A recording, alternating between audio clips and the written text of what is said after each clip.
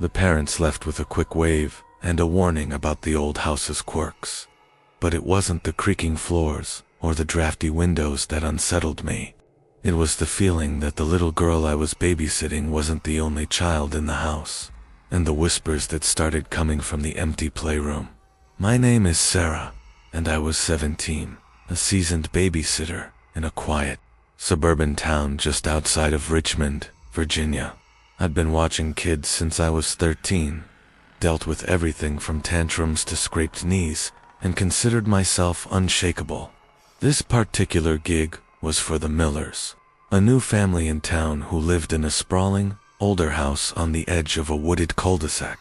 Their daughter, Lily, was 5, a sweet, imaginative child with wide, innocent eyes.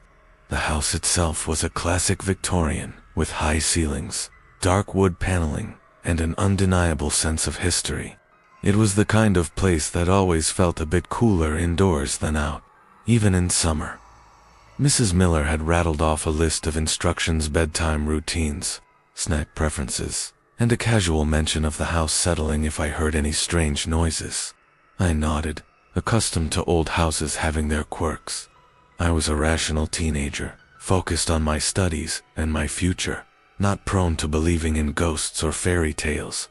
This was just another night. Another few hours of easy money. The first hint of something wrong was during Lily's bedtime story. We were in her brightly decorated bedroom, and as I read from a picture book, Lily suddenly pointed to a darkened corner of the room. "He's there again," she whispered, her voice barely audible. "Who's there, sweetie?" I asked, looking at the empty corner, a smile on my face. "The tall man," she replied, her eyes wide. "He's watching us." I brushed it off, a child's active imagination. But then, as I continued reading, I felt a distinct, icy coldness wash over that corner of the room, sending a shiver down my spine. Later, after Lily was asleep, I went downstairs to watch TV. That's when I noticed it, a small, antique porcelain doll, not one of Lily's toys, sitting upright on the armrest of the armchair opposite me. I was certain it hadn't been there when I arrived. It had pale, cracked features and unsettlingly realistic glass eyes that seemed to stare directly at me. I placed it back on a decorative shelf, attributing it to Mrs. Miller's decor. But then, the whispers began. Faint, indistinct murmurs, like dry leaves, skittering across the floor, coming from the closed door of the playroom down the hall. I paused the TV, strained my ears. Nothing. Just the hum of the refrigerator and the creak of the old house. I dismissed it as drafts or my mind playing tricks. The rising action was a slow, terrifying unraveling of the house's normalcy. The whispers from the playroom grew clearer, sometimes sounding like children's voices, hushed and urgent, sometimes like a mournful lullaby. They would stop abruptly whenever I approached the door, only to resume once I retreated. Lily, when she woke up for a glass of water, mentioned them again. "The other children are playing in the playroom," she said sleepily. "They get loud sometimes." My blood ran cold. I knew Lily was an only child. The antique doll reappeared, not just once, but multiple times, always in a different prominent location, on the kitchen counter, on the piano, staring at me from the top of the stairs. Each time I moved it, it felt colder, heavier, its glass eyes seeming to follow my movements. The tall man Lily mentioned became a shadow in my peripheral vision, a fleeting, gaunt form, darting across doorways, just beyond the edge of my sight. The icy cold spots in the house became more frequent, often accompanied by the faint, sweet smell of lavender, a scent I vaguely remembered from my grandmother's old house, but which felt out of place here. I started barricading myself in the living room, piling up cushions against the door, trying to block out the sounds and the growing sense of unease. One particularly unsettling night, I was checking on Lily, who was sound asleep. As I tucked her in, I heard a distinct, soft gasp from the foot of her bed. My flashlight beam cut through the darkness, illuminating nothing but Lily's stuffed animals. But a chill, so profound it felt like a physical touch washed over me, and I distinctly heard a child's whisper right beside my ear, "She's ours now." I was downstairs, trying to calm my racing heart, when I heard Lily's bedroom door creak open, followed by the soft padding of bare feet on the wooden floor, coming down the stairs. I knew she was supposed to be fast asleep. "Lily," I called out tentatively, my voice barely a whisper. There was no reply, just the continuing footsteps, slow and deliberate, reaching the bottom of the stairs, then heading directly towards the playroom. My heart hammered against my ribs. I knew, with sickening certainty, that it wasn't Lily. The whispers from the playroom intensified, growing into a frantic, joyful cacophony of children's voices. Then, Lily's actual voice, small and terrified, cried out from upstairs, "Sarah, help me. They're pulling my hair." My blood ran cold. Whatever was moving towards the playroom, it wasn't Lily, and Lily was in danger. I grabbed the heaviest fireplace poker, my hands trembling, and raced up the stairs. I burst into Lily's room, my eyes frantically searching the darkness. Lily was cowering in her bed, tears streaming down her face, pointing a shaking finger at the empty space at the foot of her bed. "The tall man," she sobbed. The icy cold spot was there, more intense than ever, and the air crackled with an unseen energy. But before I could fully comprehend, a new sound erupted from downstairs, a guttural growl that reverberated through the very foundations of the house, followed by the sickening crunch of breaking porcelain, the antique doll. I snatched Lily from her bed, wrapping her in a blanket, and raced down the stairs. The growl intensifying, filling the house with a palpable threat. I didn't stop to look at the playroom, didn't stop to see what might be waiting for me. I burst out the front door into the cool night air, Lily screaming in my arms, and ran down the driveway, not looking back. I reached my car, fumbling with the keys, and sped away, leaving the silent, darkened house and its unseen occupants behind. I never babysat for the Millers again, never even drove down that street. Now, whenever I hear the faint sound of children's laughter, when no children are around, or the unexpected creak of a floorboard in an empty house, I'm reminded of the night I was truly alone, at work, and the other children came to play.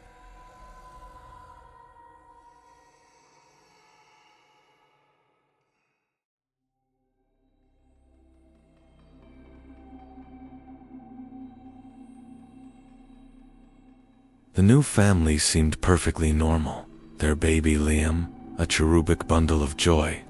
But on my first night babysitting, the baby monitor started picking up more than just his cries. It picked up a second voice, whispering from his nursery. A voice that definitely wasn't mine or the baby's. "My name is Chloe, and I was a 20-year-old college student in Boston, Massachusetts, trying to make extra cash babysitting. I loved kids, and the work was usually straightforward. This particular job was for the Davies, a young couple who had recently moved into a charming brownstone in a quiet, historic neighborhood.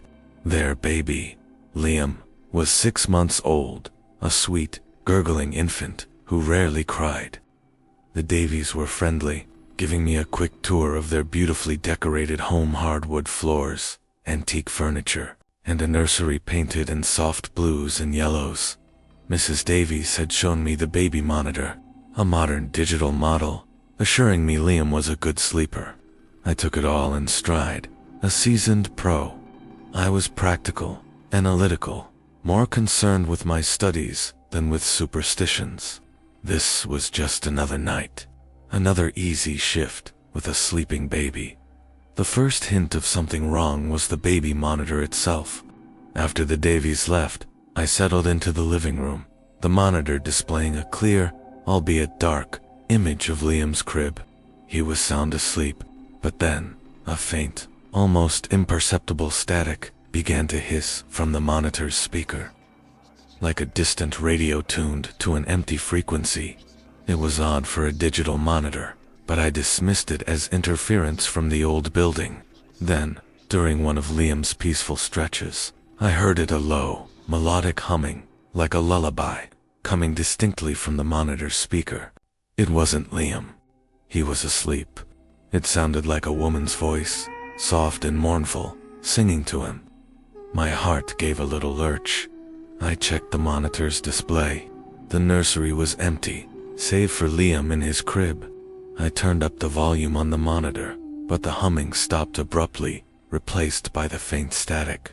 I assumed it was some kind of radio bleed-through from a nearby apartment. But then, a few minutes later, as I glanced at the monitor, I saw a fleeting shadow pass quickly across Liam's crib. Too fast to properly register. A dark smear against the pale yellow wall. It was gone in an instant. The rising action was a terrifying escalation of the unseen presence. The humming became more frequent, always coming from the monitor when Liam was asleep or silent. Always a mournful, old-fashioned tune. Sometimes, it was accompanied by a soft, rhythmic tap-tap-tap, like fingers tapping gently on wood, coming from the nursery's speaker. I started getting up to check on Liam whenever I heard it, convinced someone had snuck into the house. But each time, the nursery was empty, Liam was sound asleep, and the tapping and humming would cease the moment I opened his door. The shadows intensified. I'd catch glimpses of movement on the monitora, fleeting shape at the edge of the crib, a dark form hovering just above Liam for a split second, then vanishing. The house itself started to feel cold, despite the heating being on, with inexplicable drafts that raised goosebumps on my arms. One night, as I was watching a movie, the monitor's static suddenly intensified, becoming a crackling roar. Through the static, a clear, guttural whisper emerged, directed not at Liam, but at me, drawn out and filled with a chilling malice. My blood ran cold. I stared at the monitor, my breath hitched in my throat. I couldn't move. Then, the static cleared, and I heard Liam's small, innocent gurgle, followed by the soft, mournful humming. This wasn't interference. This was intelligent. I started barricading the nursery door from the outside whenever I left the room, piling furniture in front of it, desperate to keep whatever was in there. In there, my sleep was filled with nightmares of shadowy figures leaning over my bed, their whispers filling my ears. The beautiful brownstone, once charming, now felt like a cage, and I, the babysitter, was trapped with something that wanted me gone. I was in the living room, staring at the monitor, watching Liam sleep. The humming was playing, a sweet, melancholic tune, and the tapping was soft, rhythmic, coming from the nursery. Then, I saw it. On the monitor, a dark, elongated shadow slowly began to coalesce at the foot of Liam's crib. It was tall, impossibly thin, its form vaguely humanoid, but featureless, like a living void. It slowly reached out a long, slender arm towards Liam, its fingers impossibly long and spindly. The humming grew louder, more insistent, and the tapping became frantic, almost desperate. My heart hammered against my ribs, a terrifying drumbeat in my ears. I knew I had to act. I grabbed the heaviest object I could find, a brass fireplace poker, and sprinted towards the nursery, ignoring the terrified screams that seemed to erupt from the monitor's speaker. Now, distorted into a monstrous shriek, I burst into the nursery, flicking on the light. The room was empty. Liam was sound asleep in his crib, oblivious. But the air was impossibly cold, and a faint, sweet smell, like old perfume, hung heavy in the room.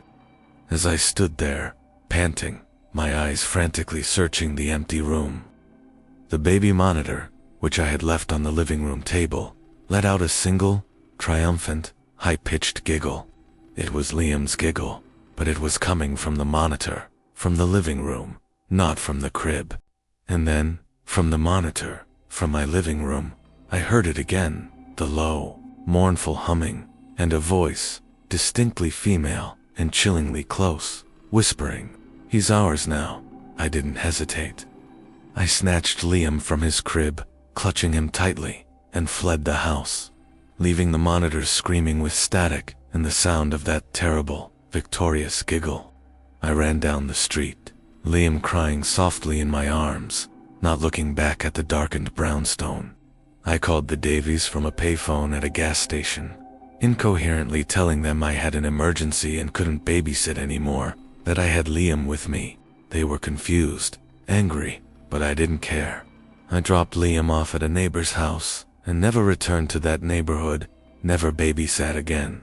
Now, whenever I hear the faint sound of a baby's cry or the unexpected hum of a forgotten tune, I'm reminded of the night I was truly alone, at work, and the other mother came home for her child.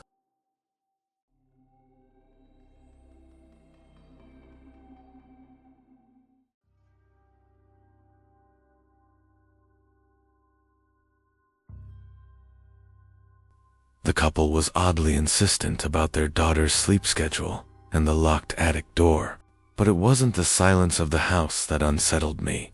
It was the faint scratching that began coming from inside that locked attic, always just after the little girl was tucked into bed.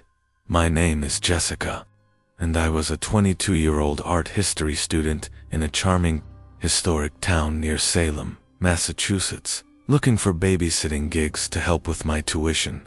I'd grown up in old houses, so I was used to their quirks and creaks. This job was for the Thorne family, a young couple with a 6-year-old daughter named Clara. They lived in a beautiful, sprawling colonial home on a tree-lined street, the kind of house with deep historical roots. Clara was a quiet, observant child, often found playing alone with her collection of antique dolls. Mr. and Mrs. Thorne were a little peculiar, overly meticulous about Clara's bedtime, and explicitly warned me not to go near the attic door, which was always kept locked at the end of the main hallway. Just storage, Mr. Thorne had said, his eyes a little too intense. I shrugged it off. Everyone has their secrets, and old houses certainly do. I was a rational person, a student of history, not prone to believing in ghosts, but I did appreciate a good mystery. This was just another night, another child to watch, another few dollars earned. The first hint of something wrong was the doll. After Clara was asleep, tucked into her canopy bed, I went downstairs. That's when I noticed one of her antique dolls, a porcelain figure with a meticulously painted smile and vacant blue eyes, sitting on the bottom step of the main staircase, facing the locked attic door. I was certain Clara had taken all her dolls to bed with her. I picked it up. It was surprisingly heavy and cold to the touch. I placed it back in Clara's room, propped against her pillow. But then, as I returned downstairs, I heard a faint, almost imperceptible scratching, coming from inside the locked attic door. It was a soft, rhythmic sound, like fingernails dragging across rough wood. I froze, straining my ears. Nothing, just the hum of the old refrigerator and the wind whistling through a drafty window. I dismissed it as mice, or the house settling. But then, as I was watching TV in the living room, I heard a distinct thump from the floor directly above me, the attic. It sounded like something heavy had been dropped. My heart gave a little lurch. The rising action was a slow, terrifying escalation of the hidden presence. The scratching from the attic became more frequent, sometimes accompanied by a soft, mournful sigh that seemed to echo down the hallway. It sounded less like mice and more like something trying to get out. Each time I'd cautiously approach the attic door, pressing my ear against the cool wood, but the sounds would cut off the moment I got close, only to resume once I retreated. The antique doll reappeared multiple times, always in different, unsettling locations. On the kitchen counter, perched on the top of the bookshelf, and once, staring at me from the hallway mirror. Each time, its vacant blue eyes seemed to follow me, and it felt colder, heavier than before. Clara, during a late-night bathroom trip, mumbled sleepily. The woman in the attic doesn't like her dolls, moved. My blood ran cold. I knew the Thornes didn't have anyone else living with them, let alone an attic tenant. The house grew colder too, with certain spots radiating an icy chill, especially near the attic door in Clara's bedroom. I started to notice small, intricate drawings appearing on Clara's bedside table, drawn on loose sheets of paper. They depicted a gaunt, shadowy woman with long, flowing hair, standing at the top of a staircase, looking down at a small figure below. The style was distinctly Clara's, but the subject matter was profoundly unsettling. My sleep was fractured by nightmares of being trapped in a dark, dusty room, listening to endless scratching. The locked attic door became a focal point of dread, a constant, silent threat at the end of the hall. The wind howled outside, rattling the windows, and the rain lashed against the house. I was downstairs, trying to block out the now constant, frantic scratching and the low guttural moans coming from the attic. The attic door, which had always been securely locked, began to rattle violently, the old wood groaning under an unseen force. I grabbed my phone, desperate to call for help, but there was no signal, the storm having cut off communication. My heart hammered against my ribs. Then, I heard a child's small, clear voice, singing a nursery rhyme, coming from inside the attic. A voice that was not Clara's. Rock-a-bye baby. On the treetop, slow and unnerving. My blood ran cold.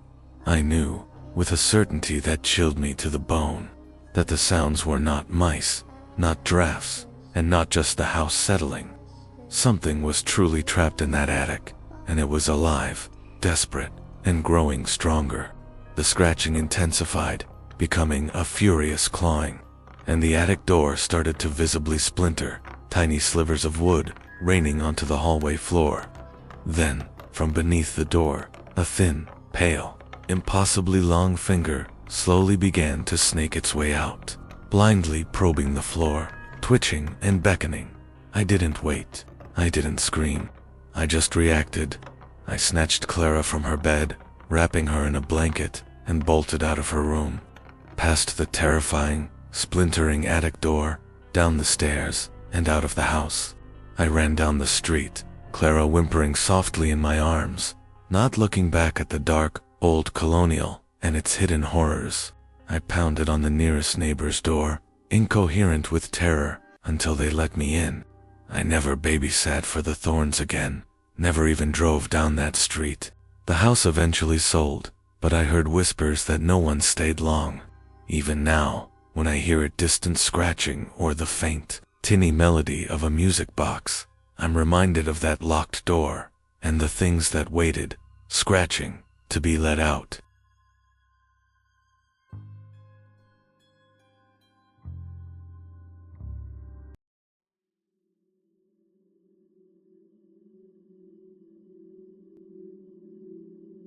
It started with a harmless ghost hunting app, a fun little distraction in our supposedly ordinary apartment. But then the voices on the app grew clearer, more direct, and the cold spots began to appear, not just in the apartment, but right beside my ear. My name is Chloe, and I was a 23-year-old marketing assistant living with my best friend, Maya, in a trendy, converted loft in downtown Los Angeles, California. We were both city girls, pragmatic and a little cynical, always looking for the next experience, but firmly grounded in reality. Our loft was modern, sleek, with exposed brick and high ceilings, a far cry from any haunted mansion.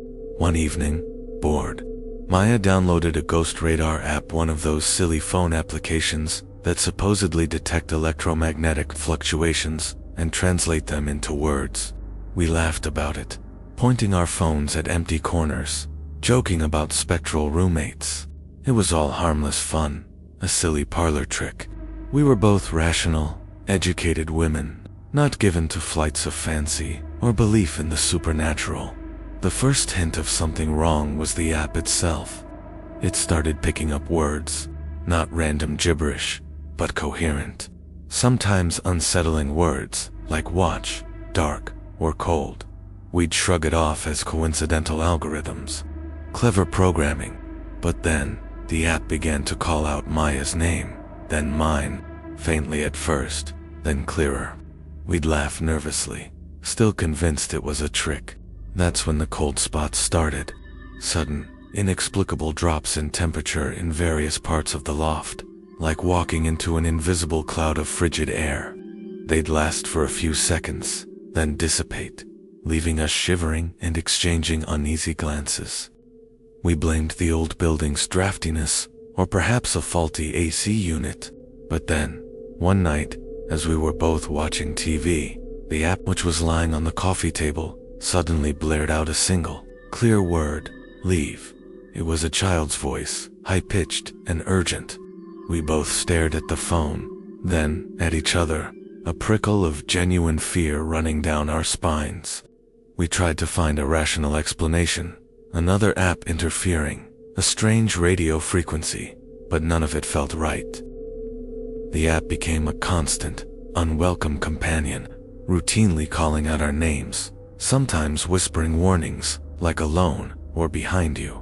The words were no longer random. They were clearly reacting to our presence, to our conversations. The cold spots intensified, often accompanied by faint, unexplainable smells, sometimes a sweet, cloying lavender, other times a metallic temps like old blood. One morning, Maya found a child's drawing, rendered in faded crayon, tucked under her pillow. It depicted two stick figures, clearly meant to be us, holding hands with a third, much taller, shadowy figure that had hollow eyes. We didn't have kids, and neither of us had ever seen the drawing before. A few days later, a small, antique silver locket appeared on Maya's nightstand. It wasn't hers. Inside was a faded, sepia-toned photograph of a young woman with a strangely familiar, sorrowful expression. The cold spots became almost unbearable, lingering for longer, feeling like invisible presences hovering just out of sight. We started hearing faint sounds, the rustle of clothing, a soft sigh, the distinct creak of the floorboards in the empty hallway, always just at the periphery of our hearing.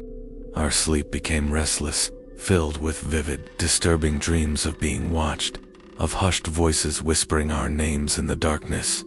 One evening, as I was alone in the loft, the ghost app on my phone suddenly screamed a series of frantic, overlapping words. "Look, look, upstairs. Watch." My heart hammered against my ribs.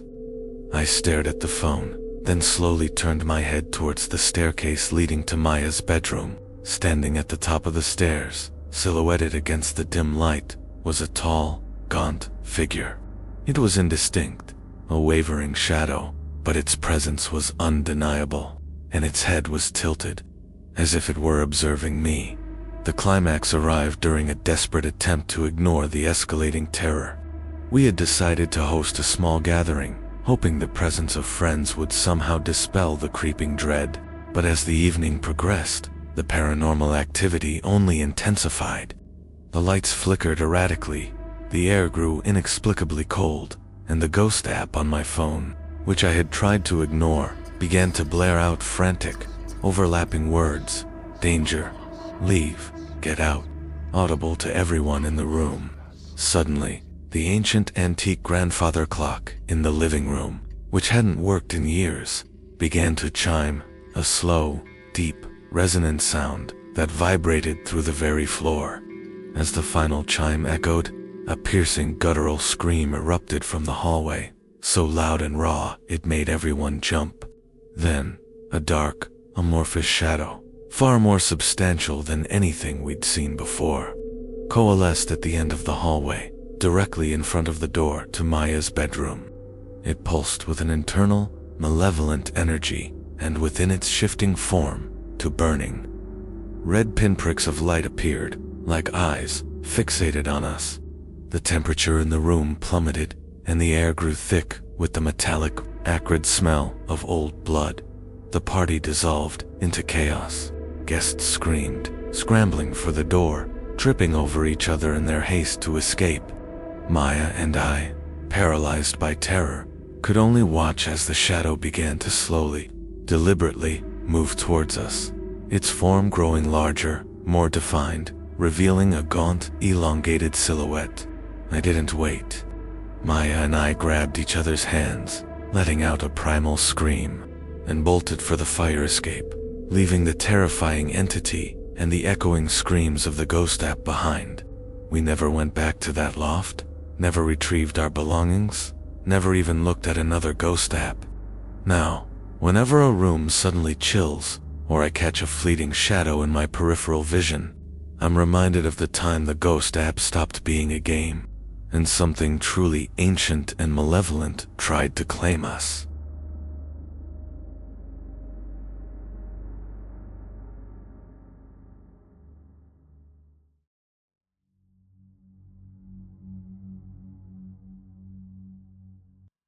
The old farmhouse in rural Iowa had been a steal, a charming relic with sprawling fields and a quiet, peaceful air. But the peace quickly shattered when the objects started to move on their own, and the faint, melancholic singing began to drift from the empty nursery upstairs. My name is David, and I was a 35-year-old freelance writer, seeking solitude and inspiration away from the city bustle. I'd bought an old farmhouse, built in the late 1800s, just outside of Cedar Rapids, Iowa. It was a beautiful, two-story house with a wraparound porch, surrounded by acres of cornfields and an endless sky. I spent my days renovating, gardening, and enjoying the quiet life. I was a practical man, a bit of a romantic for old architecture, but firmly grounded in the tangible world. I didn't believe in ghosts or haunted houses. I believed in history, in the echoes of lives lived, not in lingering spirits. The farmhouse felt old, yes, but also welcoming, a perfect sanctuary for a new chapter in my life. The first hint of something unusual was subtle, easily dismissed. I'd come downstairs in the morning to find kitchen cabinet doors ajar, or a book that I'd left on the coffee table moved to a different spot. I blamed my own forgetfulness, or perhaps the settling of the old house. Then, the distinct scent of pipe tobacco would sometimes waft through the living room. Always fleeting, always when no one else was around. It was a pleasant, old-fashioned smell, but it was perplexing. I'd search for the source, but find nothing. But then, the singing began, faint, melodic, and undeniably mournful. It seemed to drift from the second floor, specifically from the room I had designated as a guest bedroom, but which had clearly once been a nursery. It sounded like a woman's voice, singing a gentle, old-fashioned lullaby. I'd pause my work, strain my ears, but the moment I focused on it, the singing would stop. I assumed it was the wind, or perhaps a radio from a distant farm, though the remoteness of my location made that unlikely. One evening, as I was working late, my antique desk lamp, which was heavy and stable, inexplicably toppled over, crashing to the floor. There was no draft, no bump. It just fell. The singing from the nursery became more frequent, more distinct. It wasn't just lullabies now, but sometimes fragmented phrases, spoken softly, like a mother cooing to a child. The tone was always one of profound sadness. The objects in the house became more actively restless. I'd find picture frames turned face down, small trinkets moved from shelves to the floor, and once, a set of old baby booties, which I'd stored away in a box in the attic, were found carefully placed on the rocking chair in the nursery. My blood ran cold. I started closing all the doors in the house when I went to bed, only to wake up and find them all wide open. The pipe tobacco smell intensified, often accompanied by the distinct scent of baby powder, a poignant and unsettling combination. I tried to research the farmhouse's history. I found old newspaper clippings detailing a tragic past. A young couple in the early 1900s, losing their infant child to a sudden illness, and the mother later dying of grief. The nursery, I realized, with a sickening dread, was where it had all happened. The temperature in the house became erratic, with sudden, icy cold spots appearing in the nursery and the master bedroom, often accompanied by a feeling of being watched. One night I was lying in bed, trying to sleep, when I heard the distinct sound of someone softly crying, coming from the empty side of my bed. It was a woman's sob, quiet and heartbroken, so close I could almost feel a breath on my ear. I froze, too terrified to move, to even breathe, until the sobbing slowly faded into silence. The climax arrived on a particularly dark and stormy night. The wind howled through the fields, rattling the old windows, and the rain lashed against the house. I was in the living room, trying to calm my racing heart, when I heard the mournful singing from the nursery intensify, becoming a wailing lament filled with an unbearable anguish.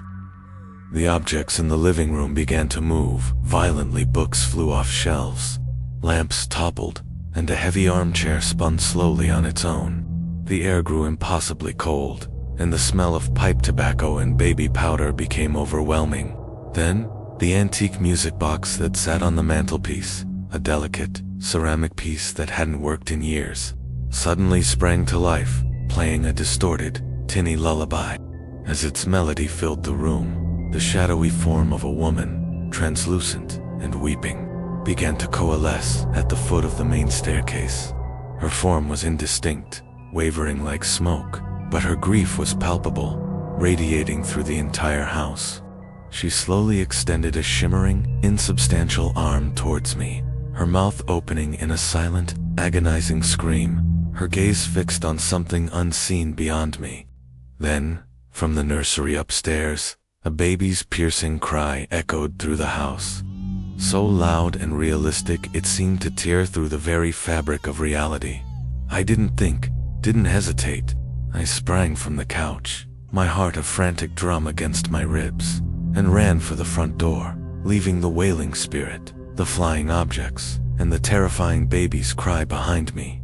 I burst out into the stormy night, not looking back at the farmhouse that was no longer a sanctuary, but a tomb of lingering grief. I drove until dawn, until the fields of Iowa were far behind me. I never returned to that farmhouse, selling it sight unseen to the first interested buyer. Now, whenever I hear a distant lullaby, or the faint scent of pipe tobacco, or the unexpected creak of an old floorboard, I'm reminded of the other residents of that farmhouse, forever trapped in their sorrow, forever reaching for what they lost.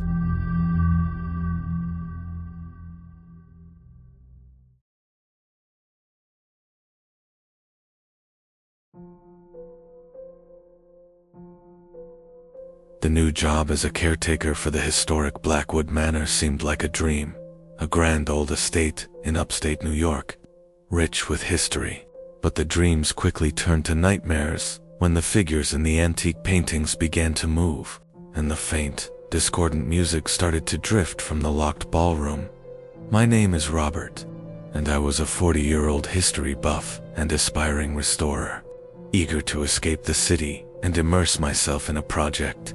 The Blackwood Manor, nestled in the Catskill Mountains, was a sprawling, opulent estate built in the late 1700s, with intricate woodwork, vast libraries, and a profound sense of forgotten grandeur.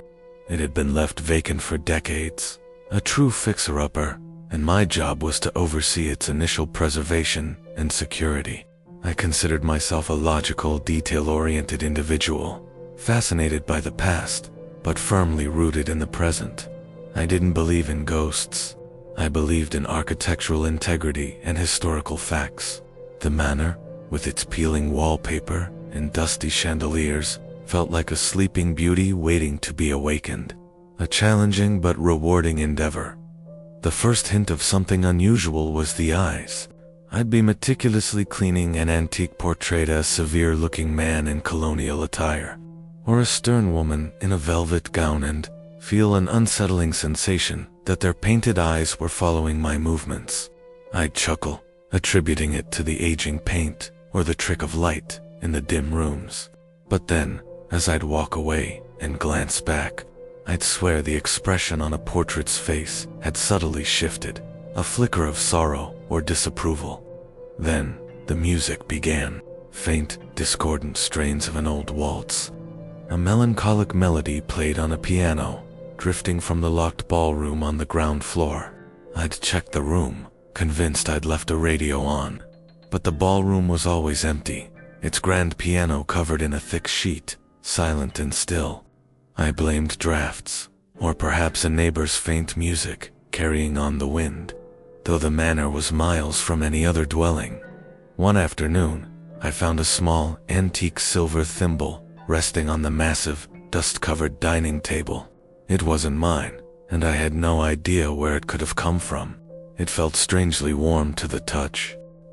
The music from the ballroom became more frequent, sometimes accompanied by the faint, rhythmic swish-wish-wish of invisible fabric, like ballroom dancers gliding across the floor.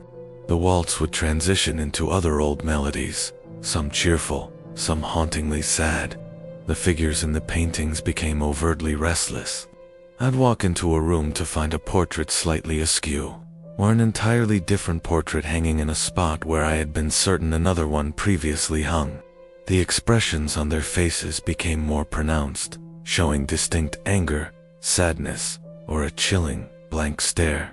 I started to notice small, anachronistic details appearing in rooms. A single, withered rose placed on a dusty vanity, a delicate porcelain teacup filled with stale, brown liquid on a bedside table in an empty bedroom. I tried to research the Blackwood family, digging through old records and local archives. I uncovered a history fraught with tragedy, sudden deaths, unexplained disappearances, and a recurring theme of profound, unfulfilled longing. The manor, I realized with a growing dread, was a repository of lingering emotions. The temperature in the house became highly erratic, with intense cold spots appearing in unexpected places, often accompanied by the faint scent of old perfume or wood smoke. One night, as I was sitting in the library, illuminated only by a single lamp, I heard a distinct, heavy thump from the room directly above me, the master bedroom. It sounded like something large had fallen. I grabbed my flashlight, my heart hammering against my ribs, and cautiously ascended the grand staircase. The climax arrived during a desperate, late-night patrol. The music from the ballroom was a chaotic symphony of discordant notes, a terrifying cacophony of violins and piano, filling the entire ground floor. The figures in the portraits were no longer merely shifting. They were subtly moving within their frames, their painted eyes following me with chilling intensity, their expressions contorted in anguish and silent screams. I was in the main gallery, surrounded by dozens of ancient paintings, when the temperature plummeted to an unbearable cold. The very air seemed to crackle with an unseen energy. Then, one of the largest portraits, depicting the manor's founder, a stern, imposing man, slowly began to breathe. His chest subtly rose and fell, his painted eyes, now glowing with a faint, internal light, fixed on mine. His lips, painted on the canvas, slowly, painstakingly, parted, and a low, raspy whisper, filled with an ancient, unbearable sorrow, echoed through the gallery. "She waits in the ballroom." As his voice faded, the grand, heavy double doors to the ballroom, which I had kept securely locked, slowly, deliberately, swung open with a resounding creak, revealing a swirling mist of cold, white vapor within, and from that mist, the faint, shimmering silhouette of a woman, dressed in a faded ball gown, slowly emerged, her head tilted, beckoning me into the darkness. I didn't think, didn't hesitate. I dropped my flashlight, sending it clattering across the marble floor, and sprinted for the nearest exit, leaving the breathing portraits, the cacophony of ghostly music, and the beckoning figure in the ballroom behind me. I burst out into the cold night, not looking back at the manor that was no longer a dream, but a living nightmare. I never returned to Blackwood Manor, resigning immediately and never looking back. Now, whenever I see an old painting with piercing eyes, or hear a faint, distant melody, I'm reminded of the other inhabitants of Blackwood Manor, forever trapped in their grand, haunted halls, forever waiting for someone to join their dance.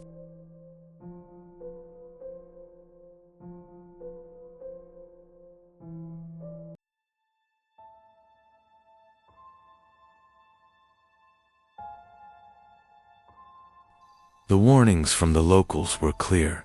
Stay on the marked trails in the Hoh rainforest. But when my compass spun wildly and the forest went unnaturally silent, I knew I'd stumbled off the path, not just geographically, but into something that watched from the ancient trees. My name is Marc, and I was an avid solo hiker, always seeking the most remote and challenging trails. My latest adventure brought me to the Olympic National Park in Washington State, specifically the breathtaking, primordial Hoh rainforest. I was a seasoned outdoorsman, confident in my skills, always equipped with the best gear, a map, and a compass. I considered myself a realist. The wilderness held dangers, yes, but they were always natural bears, cougars, harsh weather, never anything supernatural.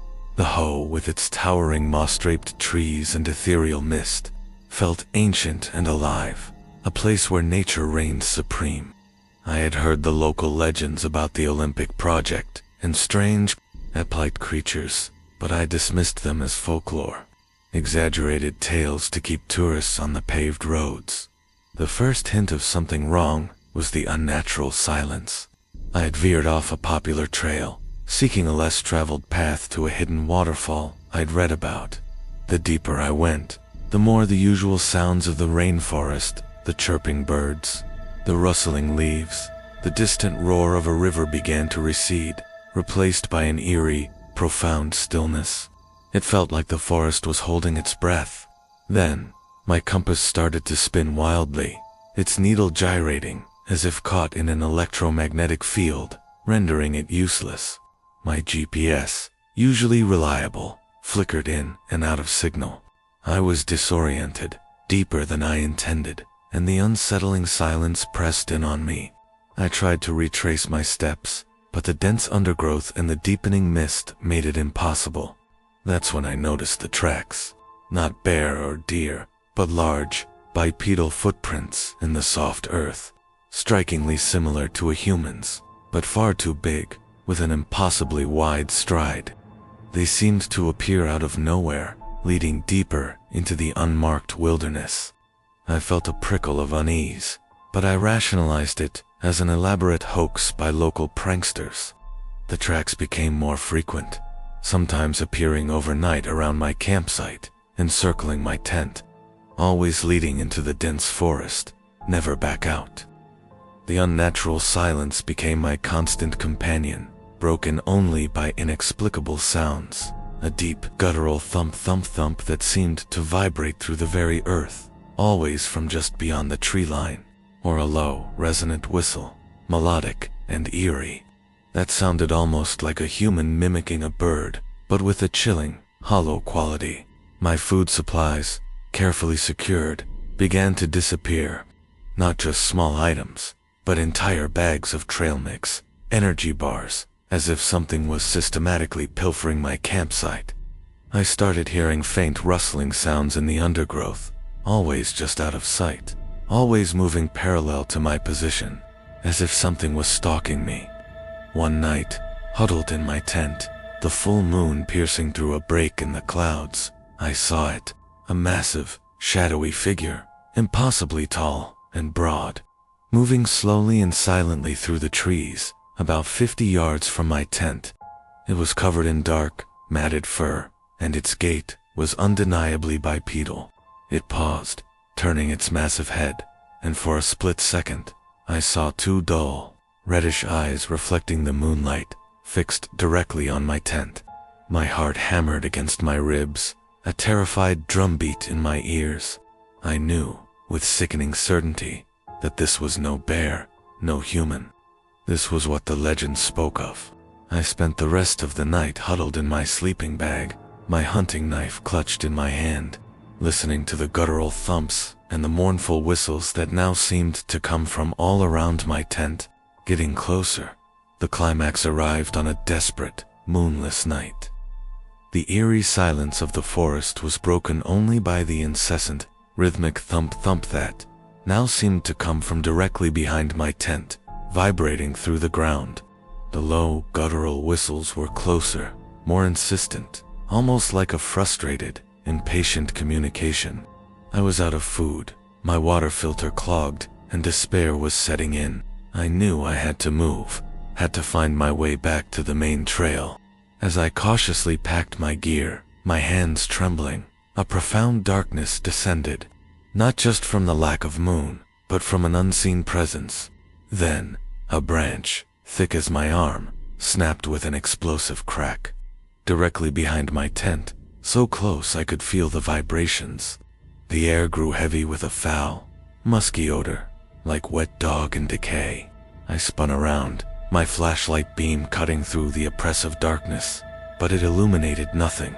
Then, from the very edge of my tent, a massive, fur-covered hand, with long, powerful fingers, tipped with blunt, yellowish nails, slowly pressed against the canvas, leaving a clear imprint.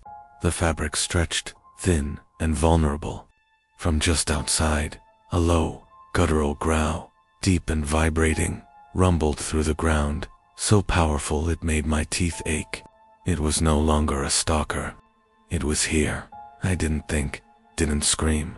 I just moved. With a primal burst of adrenaline, I ripped open the tent flap on the opposite side, leaving my pack, my gear, everything behind.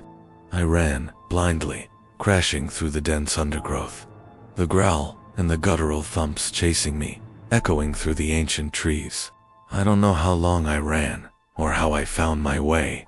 Eventually, I stumbled onto a logging road, then the paved highway, where a passing motorist found me. Disheveled, terrified, and on the verge of collapse. I never went back to the HOO rainforest. I stopped hiking alone, stopped camping in remote areas. Even now, when the wind howls through the trees or a branch cracks in the distance, I feel a cold knot of fear in my stomach. I know what walks in the deep, silent parts of the forest, and it remembers me.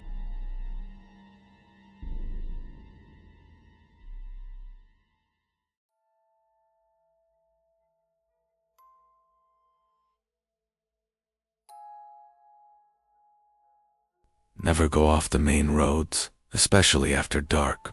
But when my car inexplicably broke down deep within the winding, forgotten trails, the shadows started to move, and the distinct, leathery flapping began overhead, marking me as something's next prey.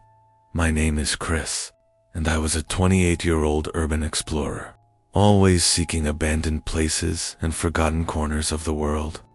My latest fascination was the infamous Jersey Pine Barrens in southern New Jersey, a sprawling, mysterious wilderness steeped in local legends and eerie tales of the Jersey Devil. I considered myself a skeptic, a rationalist, attributing all supernatural claims to folklore and overactive imaginations. I was armed with a detailed topographic map, a fully charged phone, and a healthy dose of urban bravado. The Barrens, with its dense, stunted pine forests, cranberry bogs, and sandy soil, felt ancient and foreboding, a stark contrast to the nearby bustling cities. I had heard the legends of the winged creature with the head of a horse, but I dismissed them as colorful local lore, a way to keep curious outsiders away from secluded hunting grounds or illicit activities. The first hint of something wrong was the sudden, complete failure of my car. I'd ventured off a paved road, following a barely visible dirt track that promised to lead to an abandoned glass factory. Suddenly, without warning, the engine sputtered, coughed, and died. No warning lights, no sound of impact, just dead silence. My phone had no signal, and the car wouldn't even jumpstart. I was stranded, deep in the heart of the Barrens, miles from any main road, as dusk began to fall. The forest around me was eerily still, the scent of pine needles and damp earth heavy in the air. I tried to walk back to the paved road, but the winding, indistinguishable tracks quickly disoriented me in the fading light. That's when the sounds began. Faint, rhythmic rustling in the dense undergrowth, always just out of sight, always moving parallel to my position, as if something was shadowing my every step. I dismissed it as deer or raccoons, common wildlife in the area. But then, a high-pitched, almost human-like screech ripped through the air. Piercing the silence, seemingly coming from directly above me. It was a sound of pure, unadulterated malice, and it sent a chill straight down my spine. The screeching became more frequent, sometimes accompanied by a distinct, powerful flapping sound, like massive leather wings beating against the air directly overhead. I'd crane my neck, but the dense canopy of pines obscured anything above. The rustling in the undergrowth intensified, now sometimes accompanied by the sound of heavy, bipedal footfalls crunching through the pine needles. My car's windows, inexplicably, developed long, thin scratches overnight, as if something had tried to claw its way in. My meager food supplies, left in the glove compartment, were gone, the compartment door left slightly ajar. I started to see shadows, tall, gaunt figures flitting between the trees, their forms indistinct, their movements impossibly fast. They were always just at the edge of my vision, always vanishing the moment I turned my head. One night, huddled inside my locked car, I heard a sickening thud on the roof, so heavy it made the vehicle sag. Then, a series of frantic, desperate, scrabbling noises, like sharp claws digging into the metal, directly above me. The smell of sulfur, acrid and pungent, filled the air, seeping through the vents. My heart hammered against my ribs, a terrified drumbeat in my ears. I knew, with a sickening certainty, that this was no wild animal. This was the creature of legend, and it was on my car. I spent the rest of the night shivering, listening to the guttural snorts and the frantic scrabbling on the roof. The terrifying knowledge that something monstrous was literally inches above my head. The climax arrived on the morning of the second day, under a sky still heavy with an oppressive mist. The scratching on the roof had stopped, but the ominous silence was even more terrifying. I knew I couldn't stay in the car. I had to risk it. Clutching a heavy wrench, my only weapon, I opened the car door and crept out. The sulfur smell was overwhelming. That's when I saw them deep, gouged claw marks scarring the paint on the roof, ending abruptly at the windshield. And then, I heard it. A faint, low growl, coming from the dense thicket directly ahead of me. As I stared, paralyzed by fear, a pair of eyes, large and glowing with an eerie yellowish light, slowly opened within the shadows of the bushes, fixing themselves on me with an ancient, malevolent intelligence. They were the eyes of a predator. Then, a large, dark-winged silhouette slowly detached itself from the shadows, its leathery wings unfolding with a soft whoosh, revealing a gaunt, impossibly thin body, a long, serpentine neck, and a horse-like head with two short, pointed horns. It was taller than any man, its skin a mottled green-brown, blending almost perfectly with the dying foliage. Its mouth, filled with rows of needle-sharp teeth, slowly opened, and it let out another high, blood-curdling screech, a sound of pure, triumphant hunger, as it slowly began to stalk towards me. I didn't think, didn't scream. I just ran, dropping the wrench, fueled by a primal terror I didn't know I possessed. I crashed through the undergrowth, the screeching and the powerful thump-thump of its bipedal gait chasing me, the leathery flapping growing louder overhead. I ran until my lungs burned, until my legs gave out, until I stumbled out onto a paved road, collapsing in a heap as a lone car approached in the distance. I never went back to the Pine Barrens, never explored another abandoned place.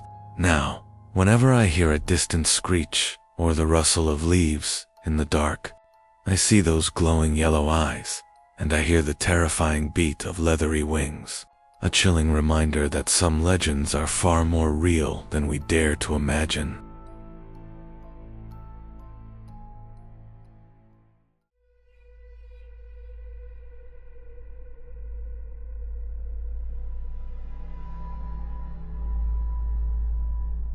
The fishing trip to the remote swamplands of the Louisiana bayou was supposed to be a peaceful escape, but when the fog rolled in thick and the local guide vanished, the faint, amphibious croaking that started echoing through the cypress trees made it clear we weren't alone in this ancient, murky wilderness. My name is Thomas, and I was on a much-anticipated fishing trip with my best friend, Mike. We'd hired a local guide, an old Cajun named Jules, to take us deep into the Atchafalaya Basin, one of the largest and most mysterious river swamps in the United States. I was an experienced fisherman, a lover of the outdoors, and a practical man who respected nature's raw power. Mike and I had heard the local tales of the Louisiana swamp, monster or rougarou, but we dismissed them as colorful folklore, a way to add mystique to the already captivating bayou. This was an adventure, a chance to catch some trophy fish and experience the unique culture of the wetlands. Jules, a man of few words, had given us stern warnings about staying in the boat and never venturing into the deeper, unmarked channels. The first hint of something wrong was the fog. It rolled in suddenly, a thick, impenetrable blanket that swallowed the cypress trees and reduced visibility to mere feet. Jules, usually stoic, grew visibly agitated, muttering under his breath in French. He tried to navigate, but the boat soon drifted, lost in the swirling white. Then, Jules vanished. I'd turned to ask him a question, and he was simply gone. His fishing rod was still propped against the side of the boat, his hat floating nearby, but the old man was nowhere to be seen. Mike and I called out, our voices swallowed by the dense fog, but there was no reply. A profound, unsettling silence descended, broken only by the drip of water from the cypress trees and the gentle lapping of the murky water against the hull. That's when the croaking began. Faint at first, a deep, guttural sound, like a massive frog, but with an unsettlingly human-like quality. It seemed to come from all directions, echoing through the swirling mist, making it impossible to pinpoint its origin. I blamed the swamp's natural wildlife, an unusually large bullfrog, but the sound felt wrong, too deliberate. The croaking intensified, sometimes morphing into a series of wet, clicking noises, or a low, resonant hiss that seemed to permeate the very air. It was clear that whatever was making the sounds was moving, circling our boat, getting closer.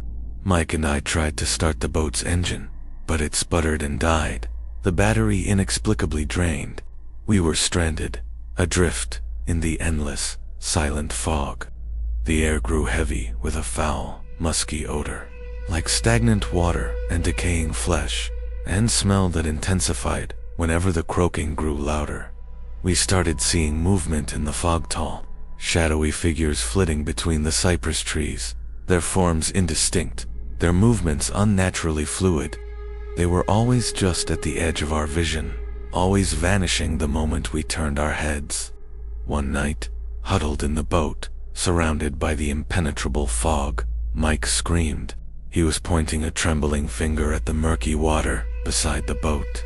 In the faint glow of my flashlight, I saw them large webbed footprints, eerily humanoid but far too big, leading from the water's edge and disappearing back into the depths. They were fresh, still dripping. My heart hammered against my ribs, a terrified drumbeat in my ears. I knew, with sickening certainty, that this was no alligator, no ordinary swamp creature. This was what the legends spoke of.